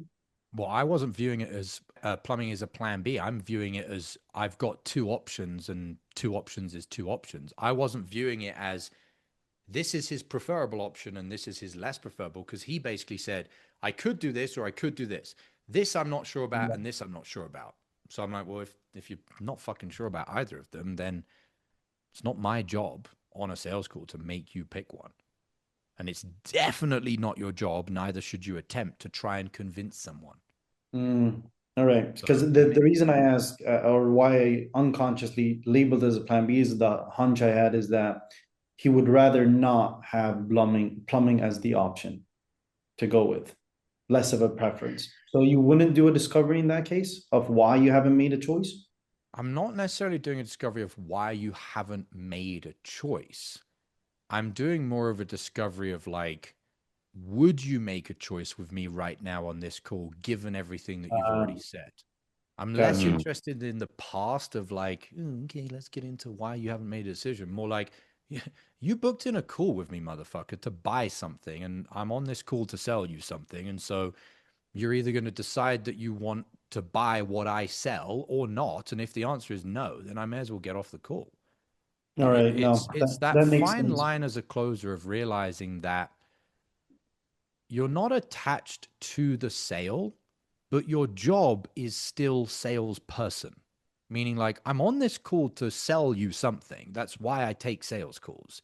So if you're not on this call to be a buyer, then Why are we I'll talking? go and be on a call with someone else that is a buyer. It's always remembering that, like, and this is another thing that the sales industry is completely screwed up of, like, don't create sales resistance and don't be a salesperson. It's like, but I am a salesperson. So like, what do you mean don't be a salesperson? I am a salesperson. I'm here to sell you something. And like this whole like, well, let's like kind of like mask it and like blur the lines of like, well, I am a salesperson, but I'm not. That's called being fake. Gosh, I just You thought of are here something. to sell something. Yeah, go for it, Ben. I always like coming into the UCM, I was like, okay, well, I got to get them into pain. I got to get them into committing and getting them to tell it. But I mean, just looking at what you said, it's like, well, our whole thing is here. Are they here to be a buyer? And it's just like, well, like I'm not trying to convince you, but these are the things that a buyer has. They have a burning problem. They have a strong desire to commit and solve it. I feel like it's just a different way of looking at it, or a way to take a lot of the pressure off yourself too. The way to take the pressure off yourself is to stop trying to fake like I'm not a seller. It's like, no wonder you've got so much pressure on yourself, is because you've got this identity rift of like, my job title is high ticket closer seller, but I'm trying to be on a sales call and make them not realize I'm selling them. How the hell are you going to navigate that? There's only 3 categories that someone can be in, guys. And this is off what Ben just said. They don't possess buyer qualities, which is burning problem, strong desire, commitment to solving it, admitting they need help to solve it, and beliefs that you can help them solve it. Possess buyer qualities. Okay. There is possess buyer qualities, but and this is a slight generalization, but it's most of the reasons why, does possess buyer qualities, but ego too high to admit it to you on the call. And then the final one is possess buyer qualities and will say so on the call, Okay, so it's like you are asking questions to figure out, do they have the buyer qualities? Like there could be a crazy reality where someone spent an hour out of their day to book in a sales call and they don't have a problem, or they don't have a desire to fix it, or they think that they can fix it on their own, or they don't think that your business can help them. Very small amount of people are going to be in this category. I would say 2 to 5 out of 100 calls that you take, there'll be like some weird person that's just like very, very, very, very low IQ that they've booked in a sales call despite the fact that they don't actually have a problem. It's like, well, did you just want someone to talk to today because you're a bit lonely? There will be a very small number of weird people like that, but out of 100 calls, it's like 1 or 2 or 3 of them, like a very small number. And this is calls that you actually end up taking, okay? Then you'll have the category of people that do have the inbound call reasons that they booked in a call, which is like 97% of them. But of that 97%, and this is a really important thing to understand, because this percentage is variable, meaning it's a spectrum, how many of them are not going to admit it to you can vary from as high as 90% of them and be as low as 10% of them. And this is where you make your money as a closer, because this is dependent on you. If you don't have the right energy, if you aren't congruently a leader, if you're not asking the difficult questions, if you're distracted, a large number of these people that have the buying qualities will just not want to admit it in front of you because you're not a leader. So why are they going to put themselves down in terms of frame or superiority and raise you up when you don't deserve to be on that pedestal? They won't. It can be as low as, let's say out of 100 calls, you might still have 10 people that they absolutely need to buy this thing. But they won't buy it because their ego is so big and they just can't get past their ego admitting to a guy or a gal that's a total stranger that's wanting to sell them something, yeah, I have this terrible problem. My life sucks. I need to fix it. I need help to fix it. And I know that I can give you money and you will help me fix it. There can still be 10 out of 100 people that they just won't admit it to you in front of you. And then this number is the sales that you will end up making. People that have those buyer qualities, and they will say so on the call. But this number is not based on this box. This number is based on this box. Because how many people are in this box is the reciprocal of how many people you put in this box. You put them in that box because of the way you showed up to the call. They won't admit it to you apart from the small 10%. But of the 80%, which is the difference between 10 and 90, how many people end up left over in this box is based on how many people you didn't put in this box. Does this make sense? Okay. So your job as a closer is to only focus on how many people can I make sure don't get put in this box. This one you can't control. This one you can't control. Some people just, they before they turned up to the call, they were already a buyer. And before they turned up to the call, they were never going to buy. Your job is this massive category here of people that should be buying. The question is, are they going to buy today? And are they going to buy from you? And how you run the discovery and how you show up, your internal mastery and having an authentic conversation is going to determine this box, how small or large that percentage is there. Does this make sense, Ben? Is this, I feel like this is a stupid question, but is this the same thing as getting them to take ownership, or is it more than, it's like the entire them admitting their burning problem and all that? I mean, you could argue that ownership is an umbrella that all four of those things that we need on a sales call to admit it to you, they have to take ownership over the fact that they have a burning problem, over the fact they have strong desire plus commitment. Okay. So you could argue that, I mean, for them to even say, I'm making no money, I'm poor, my business sucks, I hate my business, there is a large element of ownership for them to even admit that they have a burning problem. Yes. Right. But that ownership splits into these four tangible things that we need them to admit, which is, you could call this doubt, is like, I need help, doubt/need help. And then trust. In other words, I believe the marketing or the vehicle or the opportunity that this can fix my problem. But that makes sense. Your realization as far as like, oh, so we're basically just trying to figure out, are they a buyer? Yes, but you're also trying to figure out, are they going to buy from you, which determines how much you can get past the human condition's natural ego. And how much you're able to get past someone's ego, ironically, is how little ego you have. Mm-hmm. The more ego you have, the more you won't be able to get through someone else's. The more you've looked yourself in the mirror and said, shit, I need to do the training. I need to invest in myself. I need to do the spiritual work. I need to self-actualize. The more, which, by the way, these are the two opposites. I don't know if many of you know this, but this is the opposite. You have ego.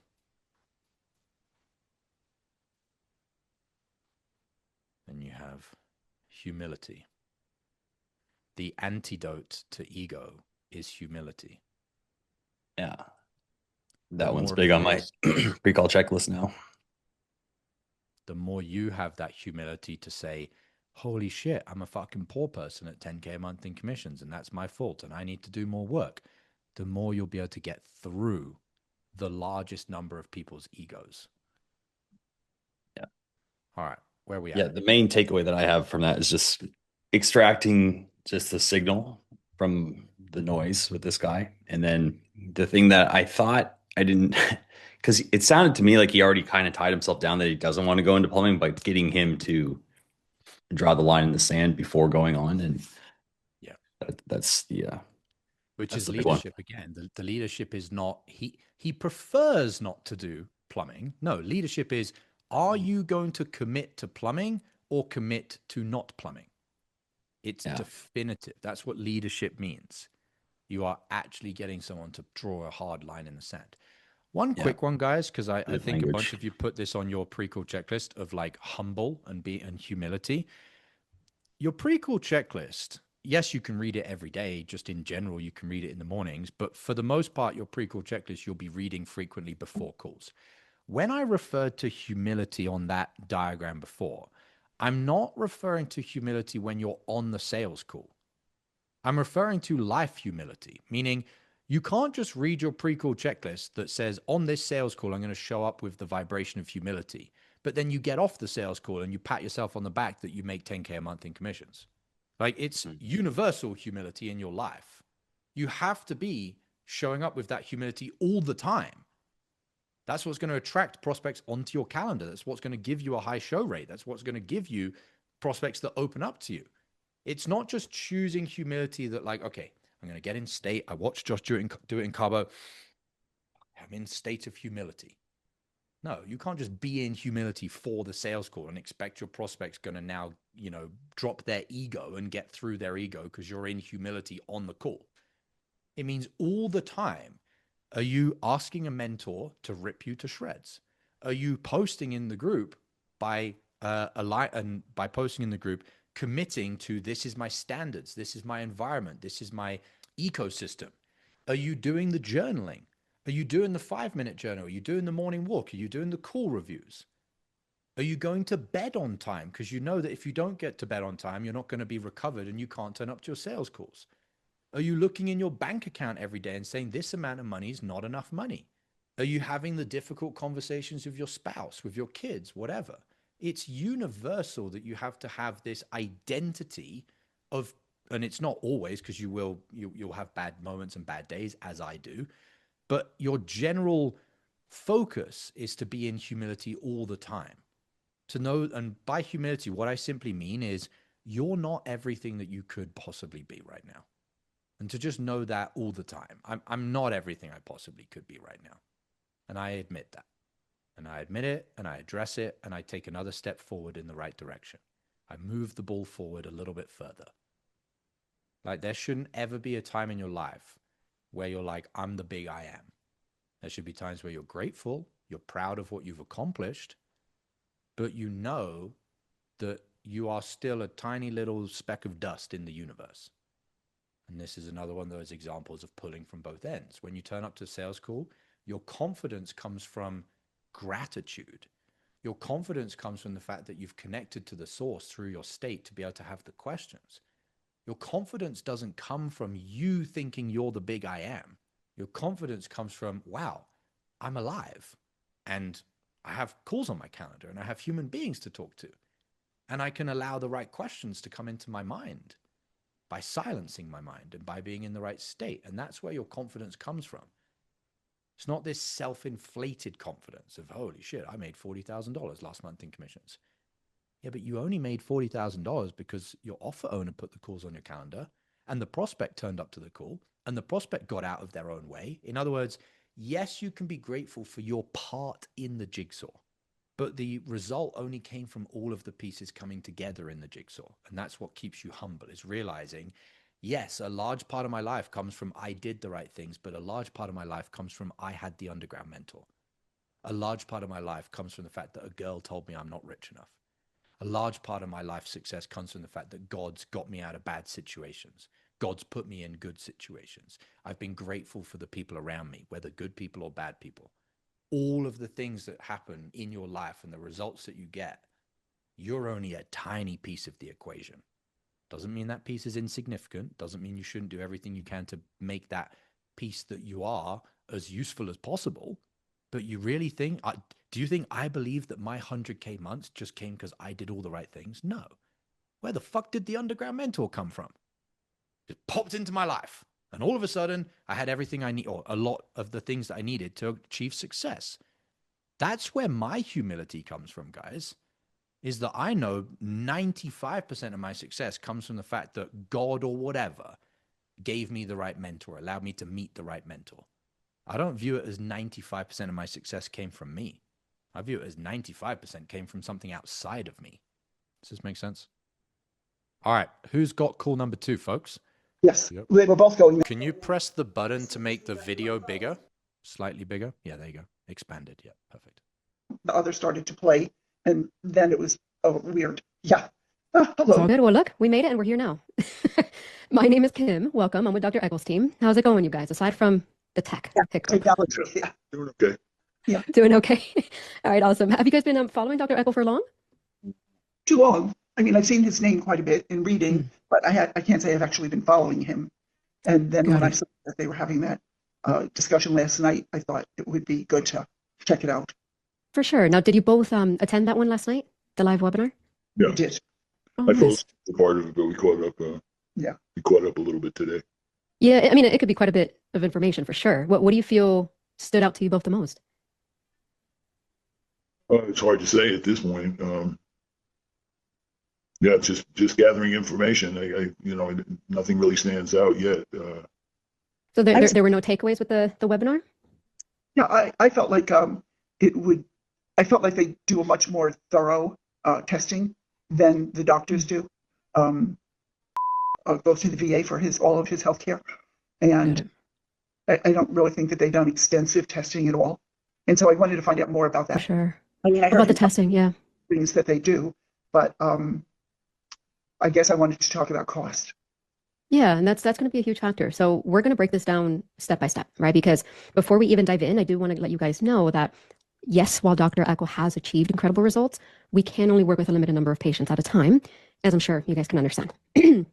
But that's why we have these calls. So we are genuinely looking for people that are committed to their health and at least to achieving similar results to our patients. Okay, whether that's slowing, stopping, or potentially reversing symptoms. So I want to make sure, is that what you both are hoping and looking for today? I mean, I would say yes to that. I mean, I'll have to say how he feels about it, but we're certainly looking for something that offers more than what we're getting. Yeah, Okay. I have to agree. Okay. Yeah, we'll take a step by step too. I know, there's a lot that was mentioned. Is I'm sure you guys saw with Dr. So Faith spotted it as well. Like at a high level, the issue right now is that the guy is just disinterested. Disinterested maybe from admitting that he has a problem, disinterested in life, disinterested in ever wearing his cards on his wearing his heart on his sleeve and putting his cards out there. For that reason, he is the one that you're going to have to break down, not so much the woman. Now, you want to be real tactical, get the woman to break the husband down. Don't you try doing it. Better to get her to ask the questions to the husband, or you be the facilitator of being like, so what I'm noticing is you, Mrs. Lady over here, you are saying this, but your husband is saying that. What would you really say to your husband right now? And I'm getting her to talk to him in front of me rather than me asking the questions to the husband. Because who's got the highest power likelihood of breaking down the husband, you or his wife? Obviously his wife. Yeah. So use the tools in your arsenal. Okay. All right. So let's see what you do. Well, I know you had spoken with my team, so I do have some notes there, but would love your perspective so that way we can start. In your opinion, what is the biggest challenge that you've been having with your health right now? Pause. So same thing again. Like you've got to say who you're talking to. Now, I know that I think here are talking to the husband. Because I want to break the husband down, but I'm going to use the woman, I'm going to ask the woman what she thinks the husband's biggest challenge is. So in your opinion, what's her name? Okay. In your opinion, what is biggest challenge with his health right now? Do you see how articulate that is to get her to answer in front of the husband? Then I'm going to ask the husband and he will downplay it. And then I'm going to say, Mrs. I forgot what you just said her name was. What was her name again? Any particular idea why you think the way explained it was a lot more downplaying than the way you explained it? Every question I'm getting her to break down her husband. Does this make sense? Tons of sense. Because that's precisely why I brought this call. Easy mode. Do it on easy mode. Don't play the hard way. All right, keep going from there. Well, I mean, you know, the Parkinson's right now, you know, part of it is the biggest thing. You know, I'm not having severe symptoms at this point. At least Pause. Did you hear that? Tremors. Yeah. She was like, what part of it? Like she literally knows that the husband's not going to give the answers. So I would tap in on that. I probably wouldn't interrupt, but I would say, okay, you know, I heard what you said. I noticed that you said which part of it. And I've also noticed, and now I'm going to just stack all the data. I've noticed from the start of the call, seems a little bit more, I guess we could say maybe disassociated from this being that big of an issue. You seem to be more invested in the challenge. And I noticed that you then asked, you know, to respond with more specifics. Why is that? And is that like a pattern that you typically have to be the one, I guess, more steering the ship with trying to get this resolved? Oh, yeah. Now I have an even more aggressive way that I can do this. I can now use the husband and play on his guilt and shame, which would sound something like this. This is like we're going all the way backwards and then all the way backwards again. I would now say something like, have you realized how exhausting it is for your wife to have to be the one trying to fix your health? So I'm now going to make him feel guilty at the pressure and the burden that he's putting on his wife, that she's the one that has to do all of the work. Does this make sense? Like how advanced this is, guys? Of like, they can't wriggle out of this. The wife is pissed off and exhausted that the husband isn't showing up. And now I'm getting the husband to say, are you willing to continuously exhaust your wife on the fact that you're not addressing this with full force? Is this clear? You will never get this from reading a script, guys. This is just understanding human beings. Okay, the wife is having to wear the trousers. Does she like that? No. Well, if she doesn't like it and she's just said that in front of the husband, I'm going to now ask the husband, are you willing to keep putting your wife in a situation that she doesn't enjoy? No. Why not? Given that you've done that for the last 3, 5, 7, 10 years, why not anymore? Well, you know, blah, blah, blah. And you're facilitating this conversation for the two of them in front of both of them. Okay. All right. Let's keep going from there. And facial, lifts and tremors. And internal. Didn't you say you felt like sometimes it's internal, not just your tongue, but your chest? What happens? There is. I mean, I'm having some symptoms. The tremors and cold management. My body's much more sensitive to cold now. Okay. So it seems like there's a few things that you've been experiencing. Are any of these symptoms, have you considered them to be like a challenge for you, or what's been happening on the day-to-day that has you open to treatment? Well, just the fact that it's there and concerns about the future. If I was guaranteed that nothing would be any worse than it is right now, I'd be somewhat motivated, but it wouldn't be that big a deal. It's more about projections of what it could be in the future that concerns me. I mean, as it is now, it's not that big a deal. But what it could be in the future could be a big deal. And I mean, of course, different people progress at different rates and show different symptoms. What is it about that future that has you a little nervous or hesitant about it? The fear of losing control of my life, losing control of my independence. I think that's the biggest thing right there. So it seems like then you're wanting to take this All right, pause. proactively. Okay. Now it just all fucking connected. Did any of you get that dot connect there? No. Fuck. He just said his biggest frustration is losing his independence. Meanwhile, his wife's the one who's having to take his dependence, answering all the fucking questions. It's this weird chicken and egg situation of like, you want your independence, yet when it comes to solving your health, you aren't taking an independent route. And instead, your wife is the one who's having to answer all the questions with the accuracy, severity, and specificity that I need and that you need to solve the problem. So my question for you is, as weird as this question is going to sound, are you committed enough to your independence that you're actually going to independently answer these questions with specificity? Does this make sense? Like, he said his biggest pain point is independence, yet his wife is having to answer all the questions, which is not independence. Like, he needs to make a decision one way or another. You can either tell me what's really going on, address what's really going on, face the facts, face the fact that this sucks, and face the fact that this is taking away this is and could fully take away your independence. Or you can continue to show up in a way where your wife is the one that's having to push you to get on this call, to take action, to answer the questions. And the reason that she's having to do that is because you're holding on to this line of like, well, I don't want to lose my independence. You're already losing your independence because your wife is having to push you to solve your health. If he gets it, because it's a little bit complicated, if he gets it, that will be the light bulb moment for him. And you see, like, you probably all saw me see it in real time. I think I said, holy shit, or fuck, or whatever. It's like, when you actually zoom out and let your subconscious do the dot connecting, I was like, hang on. He just said that his big issue is independence. Yet what's going on in this sales call is he's not doing any independence. It's like his wife's answering all the questions. So that thing not making sense is the thing that we need to talk about on this conversation. And then I would have a real conversation about, probably his wife knows that the thing that likes the most is his independence. And then again, I would play the wife off the husband. Is like, you could say something like, do you know that your husband's biggest value is his independence? Yes. So correct me if I'm wrong, and this is kind of a bit of a curveball point here, but I've noticed throughout this call that you're the one having to lead the conversation.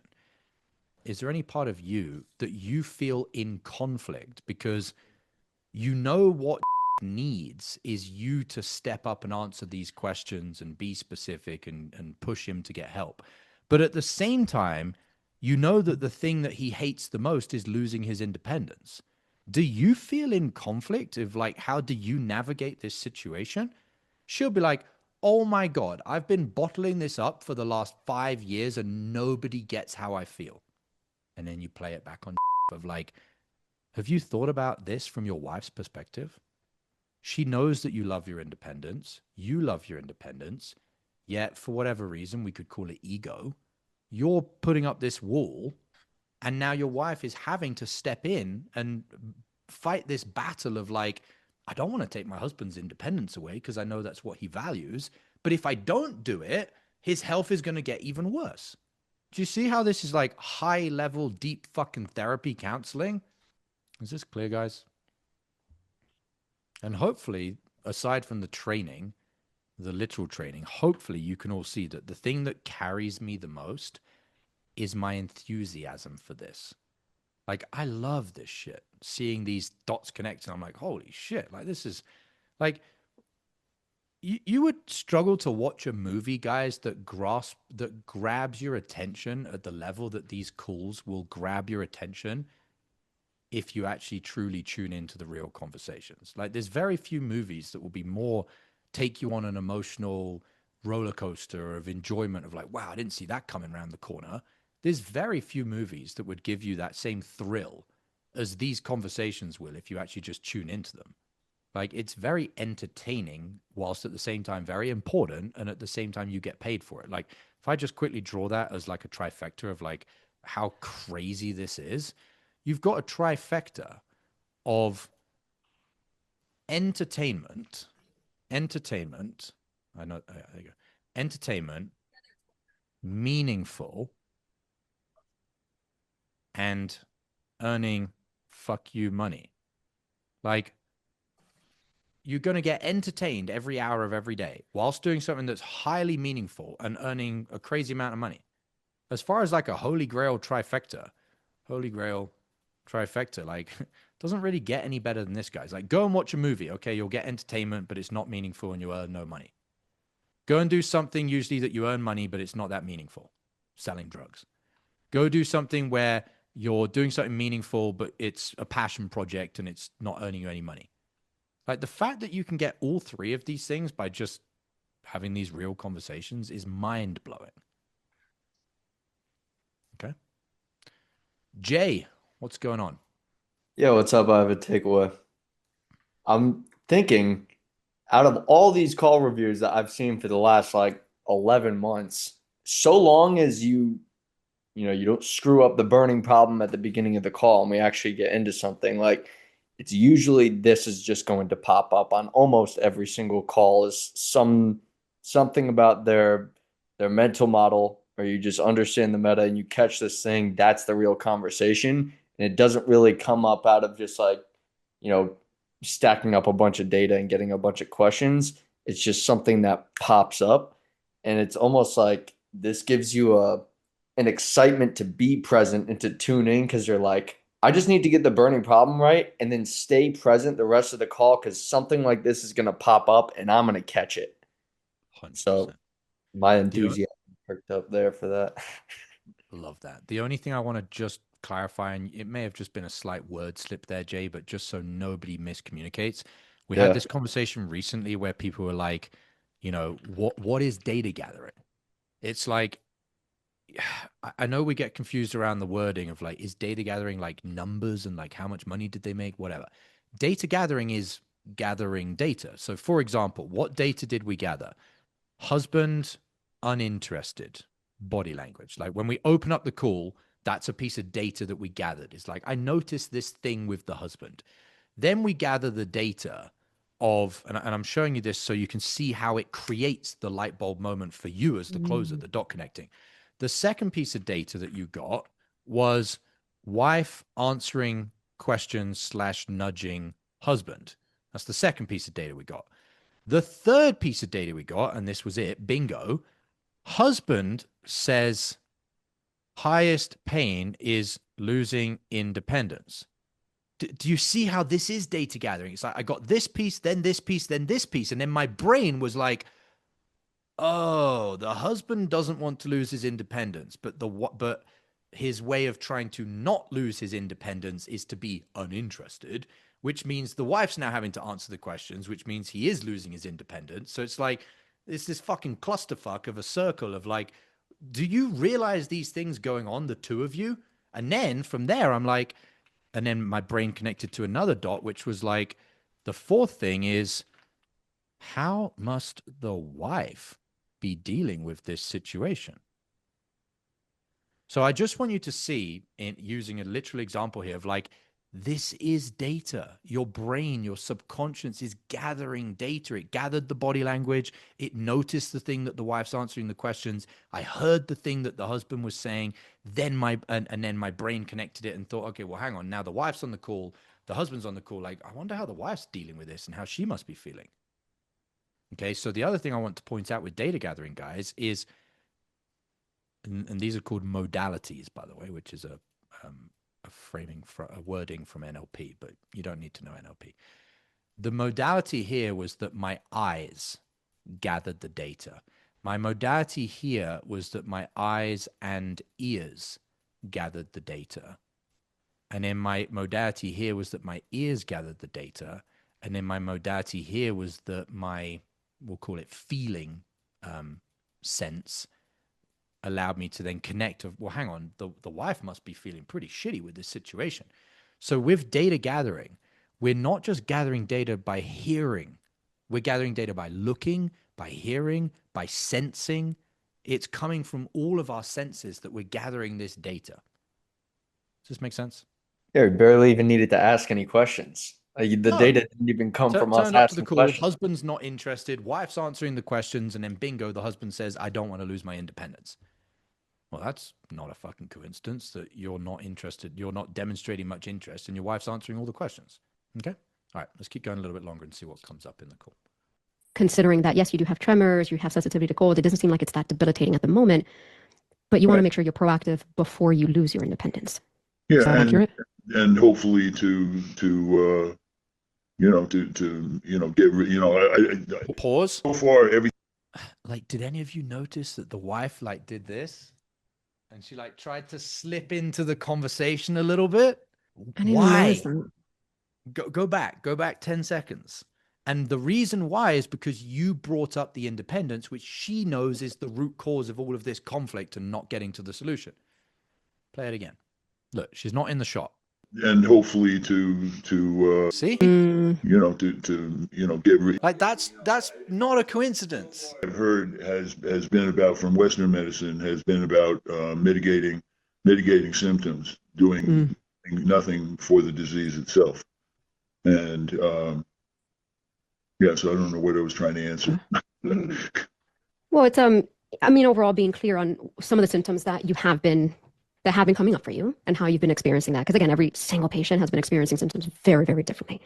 But it seems like then with Western medicine, they just mitigate the symptoms. They focus on the symptoms, is what you just mentioned.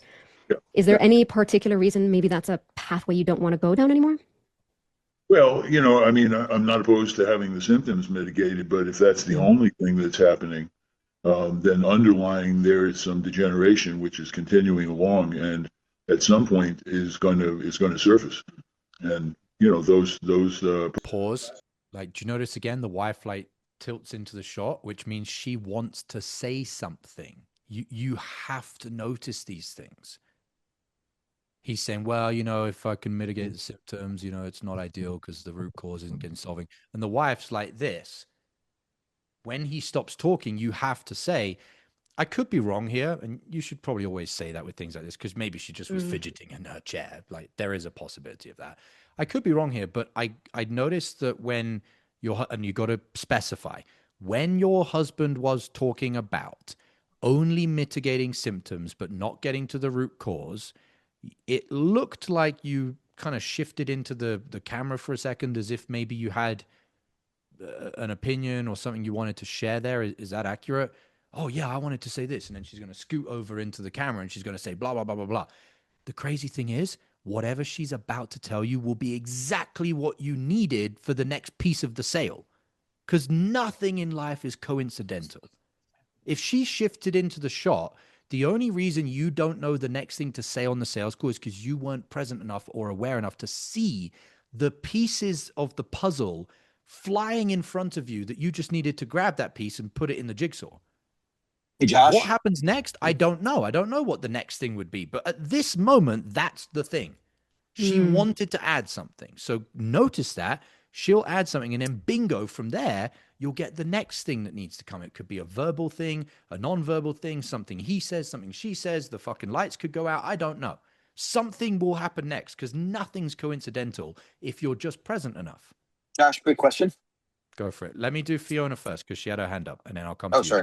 Of course. Fiona, what's up? Hey Josh, I put this in the chat. I'm not sure if you saw it, but do you think that maybe her putting the camera like more on him is like her trying to get him to take ownership? Like, hey, like here, this is for you. Like you're supposed to do, you know what I mean? Like that's kind of what I clocked 100%. 100%. Yeah, she's probably like, okay, I'm going to put you on the camera because you need to fucking show up and answer these questions. But she keeps having to slide in because she's like, ah, damn, he's still not answering the questions. 100%. Absolutely. Yep. George, what's up? Yep. My question is, I love these spouse calls too. Like they're very instructive, and you can use them use the spouses against each other. But could you just check in with the spouse and say, if you're not as tuned in and noticing that, and say, does that seem right to you, or is there anything more you want to add, or something to that effect, and kind of advance the sale that way as well? You can always just bring the other partner into the call. But in general, whether it's one prospect or two, the power of your statements or questions is always going to come from context. That doesn't change because there's two people on the call. I've said whether it's one prospect and the closer, you contextualizing why you're asking the next thing is always going to give you a better answer. So me just randomly or seemingly randomly just saying, okay, Mrs. Prospect, or partner, what do you think? There's no context to that. It's more important to give the context of, I noticed when we were talking about this, you shifted out of the camera, or you shifted into the camera, or you nudged your husband and you said, talk about specifics or whatever. Why was that? Now my question has context, which makes it much more likely I'll get a better answer. But as a backup, yeah, you can just ask both people what their views are on the different points that you're talking about, for sure. Yes, very helpful. Thank you very much. You're welcome. Stephanie? Well, basically, I was going to ask a similar question. Like, doesn't it make more sense to ask them both come in the camera? Like that I'm able to see both of them and don't need to guess what her face looks like or whatsoever. But I guess you just said like you can also use it as when she slides in and out. That's the point, is like the fact that the closer, which is Kimberly, didn't ask at the start of the call for them to both get on camera. Yeah, there's a reality where we could say, okay, the training is she should have said that, and then they would have both been on the camera. But it's like we're reviewing the call where they're not both on the camera, and lo and behold, the things that are giving us the most data is whether she's sliding into the camera or sliding out of the camera. It's like it's not random. Now, if Kim had said, hey, I want you both to get on camera at the start of the call, something else would have happened. It could have been that the wife stands up or she sits down or whatever. There would have been different data, but I'm just going on the data that I have right now, which is the fact that the camera is only half showing the female prospect, the partner, is giving me so much useful information. Now, halfway through the call, if I've said the points that I've said already of, hey, I noticed you slid into the camera. Why is that? I could then say, okay, that's interesting what you said, Mrs. Prospect, that you're doing that for this reason. How about we do this? How about we change the camera so I can see both of you, and then I can talk with both of you? And you could absolutely do that halfway through the call. It doesn't really matter. It's just realizing that everything that you need in life as a high-ticket closer is going to be there if you just tune into it. What's meant to be is meant to be. You just need to be able to see those signs, and they'll be given to you in the call. Okay. All right, Kim, let's keep going. Not particularly hopeful, How long ago did he get diagnosed? Not very long now, maybe, I don't know, 4 or 5 months. Wow, quite recent. Yeah. Very recent. The only testing they really did outside of just observation and discussion was the VA did do an MRI on my brain, and whatever they're looking for that is indicative of Parkinson's, apparently they found it. I'm not sure. All right, pause. Did anyone catch that 3-point pattern there? All right, let's go back. Is it not sure that they found it? Like he's like absolving himself of the responsibility? But it happens 3 times. Watch this. Play it at 1x speed, Kimberly, and go back to the previous question. How long ago did he get diagnosed? Not very long now, maybe, I don't know, 4 or 5 months. Yeah. Okay, pause. Wow, quite First point. Is that the same tonality, vibe, way of talking that he's been talking for the last 15 minutes? No. The last 15 minutes, he's been, blah, blah, blah, like not interested. Now, all of a sudden, he's got his voice back to tell you, oh, not very long ago. He's got power in his voice. He's got certainty in his voice, confidence again. So isn't it interesting that he's confident to say it wasn't very long ago, as in dismissive? So number one, the way he said it was not very long ago was like, it's not that significant because it only just happened. Keep going. So that's number one. recent. Yeah. Very recent. The only testing Pause. really did. The only testing they did, as in like, oh, they only tested one thing, as in like they didn't do some, multiple tests and they all pointed in the same direction. So that's number two. Keep going. To outside of just observation and discussion was the VA did do an MRI on my brain, and whatever they're looking for that is indicative of Parkinson's, apparently they found. Pause. Apparently they found it. Shit. 3 things. How much data do you need to make a statement? Ideally 3. That's interesting. So what I noticed is, for the whole call, you've kind of been, I guess we could say, not really that interested in this conversation about your Parkinson's. When I asked you how long ago it was, you perked up and you said, oh, it's not very long ago, as if, it's hardly a big deal. It only just came up. You also then mentioned that the only testing that they did, as if maybe there's some disbelief that they've really validated that you actually have any serious issues of Parkinson's. And then the third thing you said was apparently they found indicative inclinations to Parkinson's. Doesn't really sound like you're in that much belief that they actually found, hardcore definitive evidence that you got Parkinson's. The reason I bring up all 3 of those things is I'm wondering, watch this, guys, watch this. I'm wondering, Mrs. Prospect, if you think the reason that hasn't got the treatment or the help that he needs is those 3 things that I just pointed out, which is, doesn't seem like your husband is really bought into the idea that he has Parkinson's, it's definitive, or that it's really that bad. So I'm going to get all the data from and then I'm going to ask the wife to be the one that's now attacking the husband of like, do you think this is the reason why hasn't got the solutions he needs? Does it make sense? So notice how quick I'm gathering the data, that within whatever period that was of like 20 seconds, there was 3 pieces of data that said the same thing. And that does 2 things. It means I feel fairly confident that what I'm about to say is valid because I've got 3 pieces of data that point in the same direction. Number 2 means the prospect can't wriggle out of it because I don't have 1 piece of data or 2, I have 3. And if I bring back up that data with the confidence that I have that it's not a coincidence he said 3 different things that are dismissive around his Parkinson's, we're gonna make some progress here on this call. So the point is, we've seen from the very, very, very, very, very beginning of this call, is in the situation he's in where he's either not mitigating his symptoms or he's not, if you can, curing Parkinson's because he is in denial / dismissive that it's really that bad, that it's actually been proven, or that it's only so recent that it's not really that big of a deal. Is this clear, guys? This is your superpower in sales, is being so tuned in that you can see these things. And then in this case, using it on, I wouldn't say, oh, do you think that you're in denial? No, you're not going to get very far with that. Mrs. Do you think that is in denial, hence why he said these 3 different things in the last 20 seconds?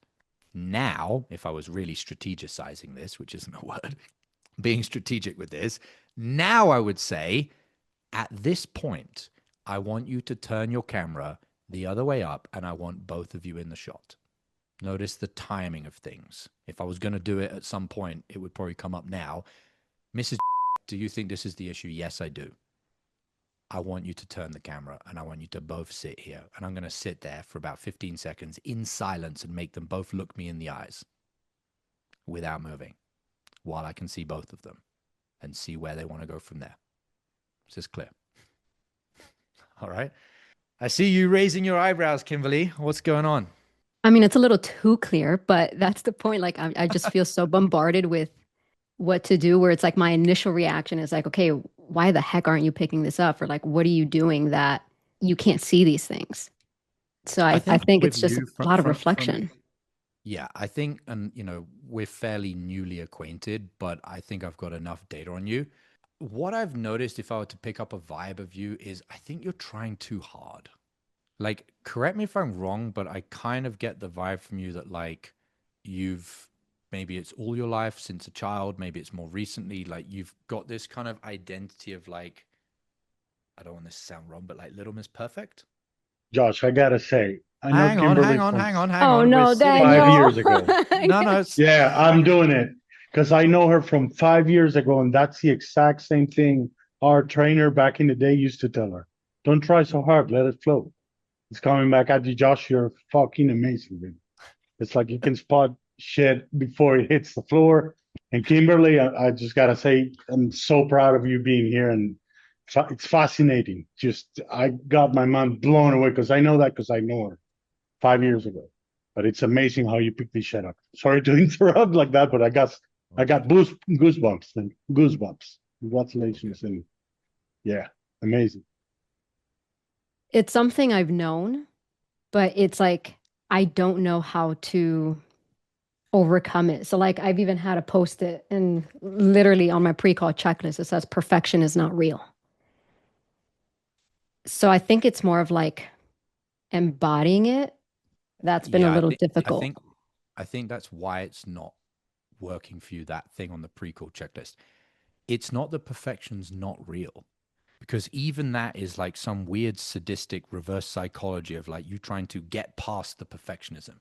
It's realizing that perfection is real, but you were perfect when you were born. You didn't need to do anything to be perfect. You didn't need to have all of the books behind you. You didn't have to have the perfect backdrop. You're perfect just because you exist. So perfection does exist, but you always had it. You have it right now, and you will always have it, no matter what you do. Therefore, you don't have to do anything outside to claim the title of Little Miss Perfect. You just have to exist. Yeah, So it's comes reading from the pre-call checklist and realizing that yes, perfection does exist, but you already are that, and you just being alive right now, turning up to your sales calls, is you being in your perfection. Therefore, you don't have to try and overwork the questions, the things, the sales thing, doing sales, doing the call, doing the thing. Like, you don't have to do anything.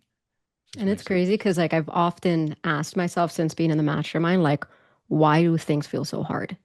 And I think it's like me trying to fight that side, or maybe holding on to that identity. Yeah. And the thing is like, think of it from like the mirror, that when you're turning up to the sales call, telling yourself, and this was like the reverse psychology thing, like, oh, perfection doesn't exist, as in like some way of detaching yourself from the need to be perfect by telling yourself that it doesn't exist, which is actually the same fucking thing upside down. So let's go back to the original. You turning up to the sales call and saying, I need to be perfect. What's that communicating to your prospects? That they're not perfect as they are, or they're not good enough as they are, and they need to do the thing to get the approval, as opposed to your prospects deserve love and approval and validation and significance just because they exist. Whether they buy from you or they don't buy from you, or they accept their rationalizing, or they keep making excuses, they're still human beings that deserve love. They're perfect just because they exist. They're perfect with all of their faults. Whereas you telling yourself that you're not good enough / perfect if you make any faults, you're telling that same thing to your prospect indirectly through your communication of what you believe reality to be. And what you believe reality to be will be the reality that you experience. So it's like this weird reverse judging your prospects, because you're judging yourself so hard. But you're telling yourself you're not, because you're telling yourself, I'm just going to try and get everything right, and I'm going to try and care about my prospects. You don't have to do the caring thing. You have to actually care about yourself by realizing you're already enough. And then when you turn up to your calls, your prospects will feel that. And when they no longer feel that external pressure to have to step up to be more, they choose to step up to be more. They want to be more because they have it inside of them, as opposed to this weird thing of like, oh, I need to step up and be more so that I get approval that I'm good enough. That's actually the thing that makes people not want to do it, which is why we run the mastermind the way we do, which is like, you don't need a sales call to know that you deserve to go to the next level. You already know that you deserve to not earn only 20K a month in commissions, and you deserve to self-actualize, and you deserve to serve your prospects. So join when you want to join. Does this make sense? Yeah, a lot of sense. All right, folks. I think on that note, that is a good place to end the call. All right. Does anyone have any brief takeaways?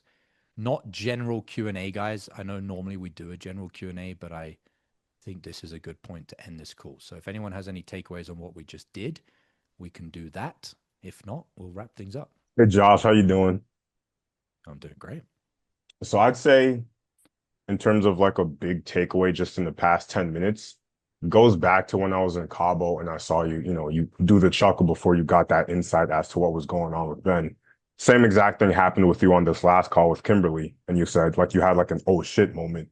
And I think my takeaway this time is the fact that it seems like you have no barrier to entry or any type of judgment or preconceived notion of what that moment or what that dot connecting can be. Like it can be the most random thing.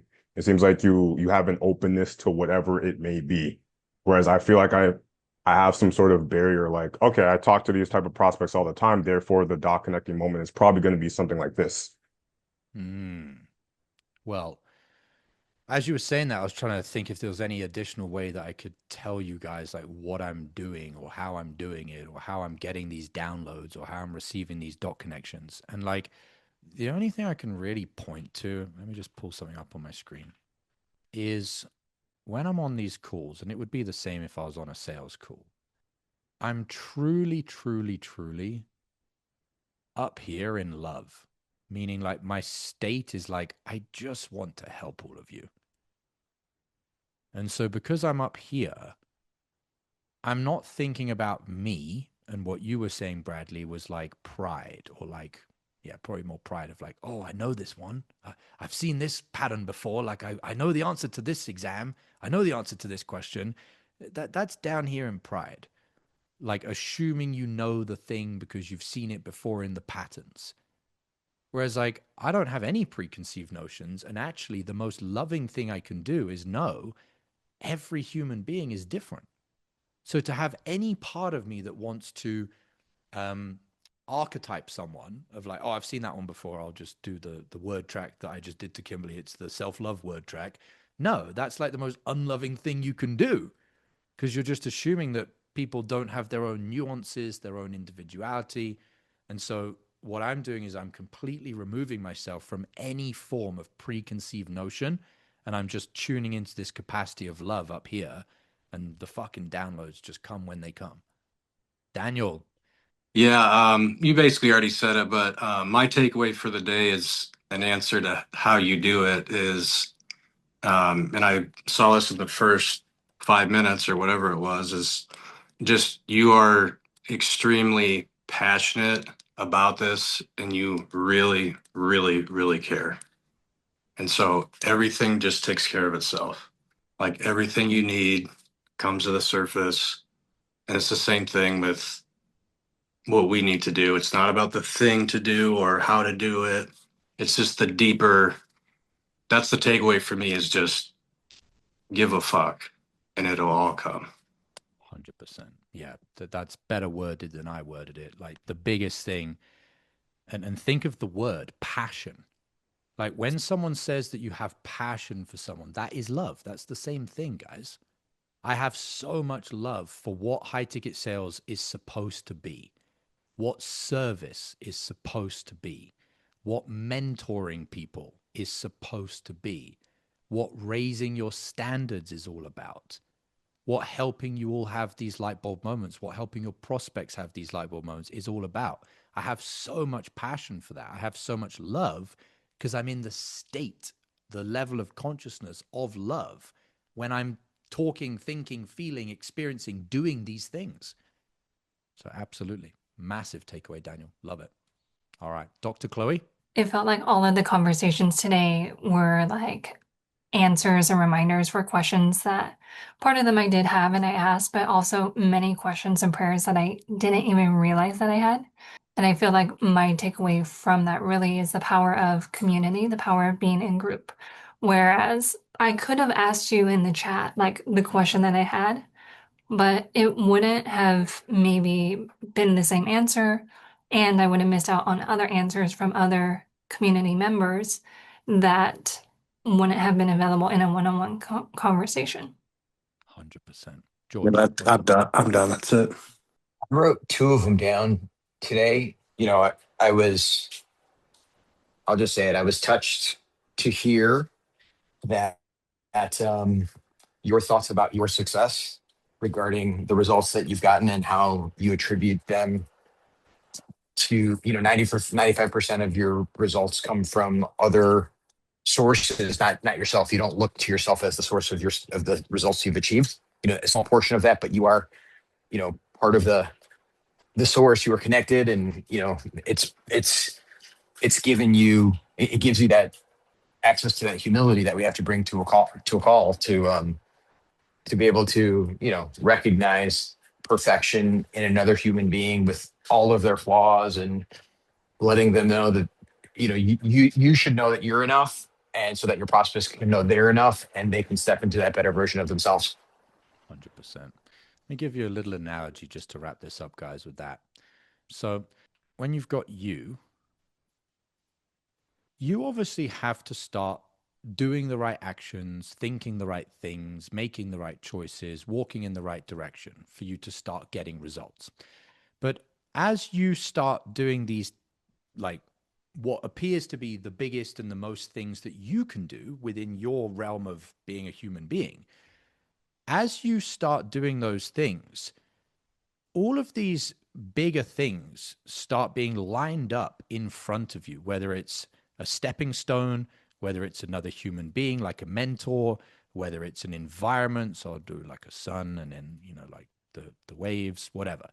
And so the small little things that you started doing create this like butterfly effect. But what you very quickly start realizing is that all of these additional things that get laid down in front of you, whether they're people, places, things, this is like 95% of it. And the 5% of it was just you starting the ball rolling. Now, the ball isn't going to get rolling if you don't actually do everything that you can do. And this is where, I don't want to make this too religious, guys, but like in the Bible, one of my favorite quotes is the Matthew principle, which is, to he who has everything, everything shall be given. To he who has nothing, nothing shall be given. If you don't do what you can do within your own bounds as a human being, all of these additional things that get laid out in front of you won't happen, and vice versa. The metaphorical analogy that I wanted to give, and I don't know if this metaphor really lands, but when I was younger, I started building motorcycles. And so when I started building motorcycles, I started to learn how an engine works.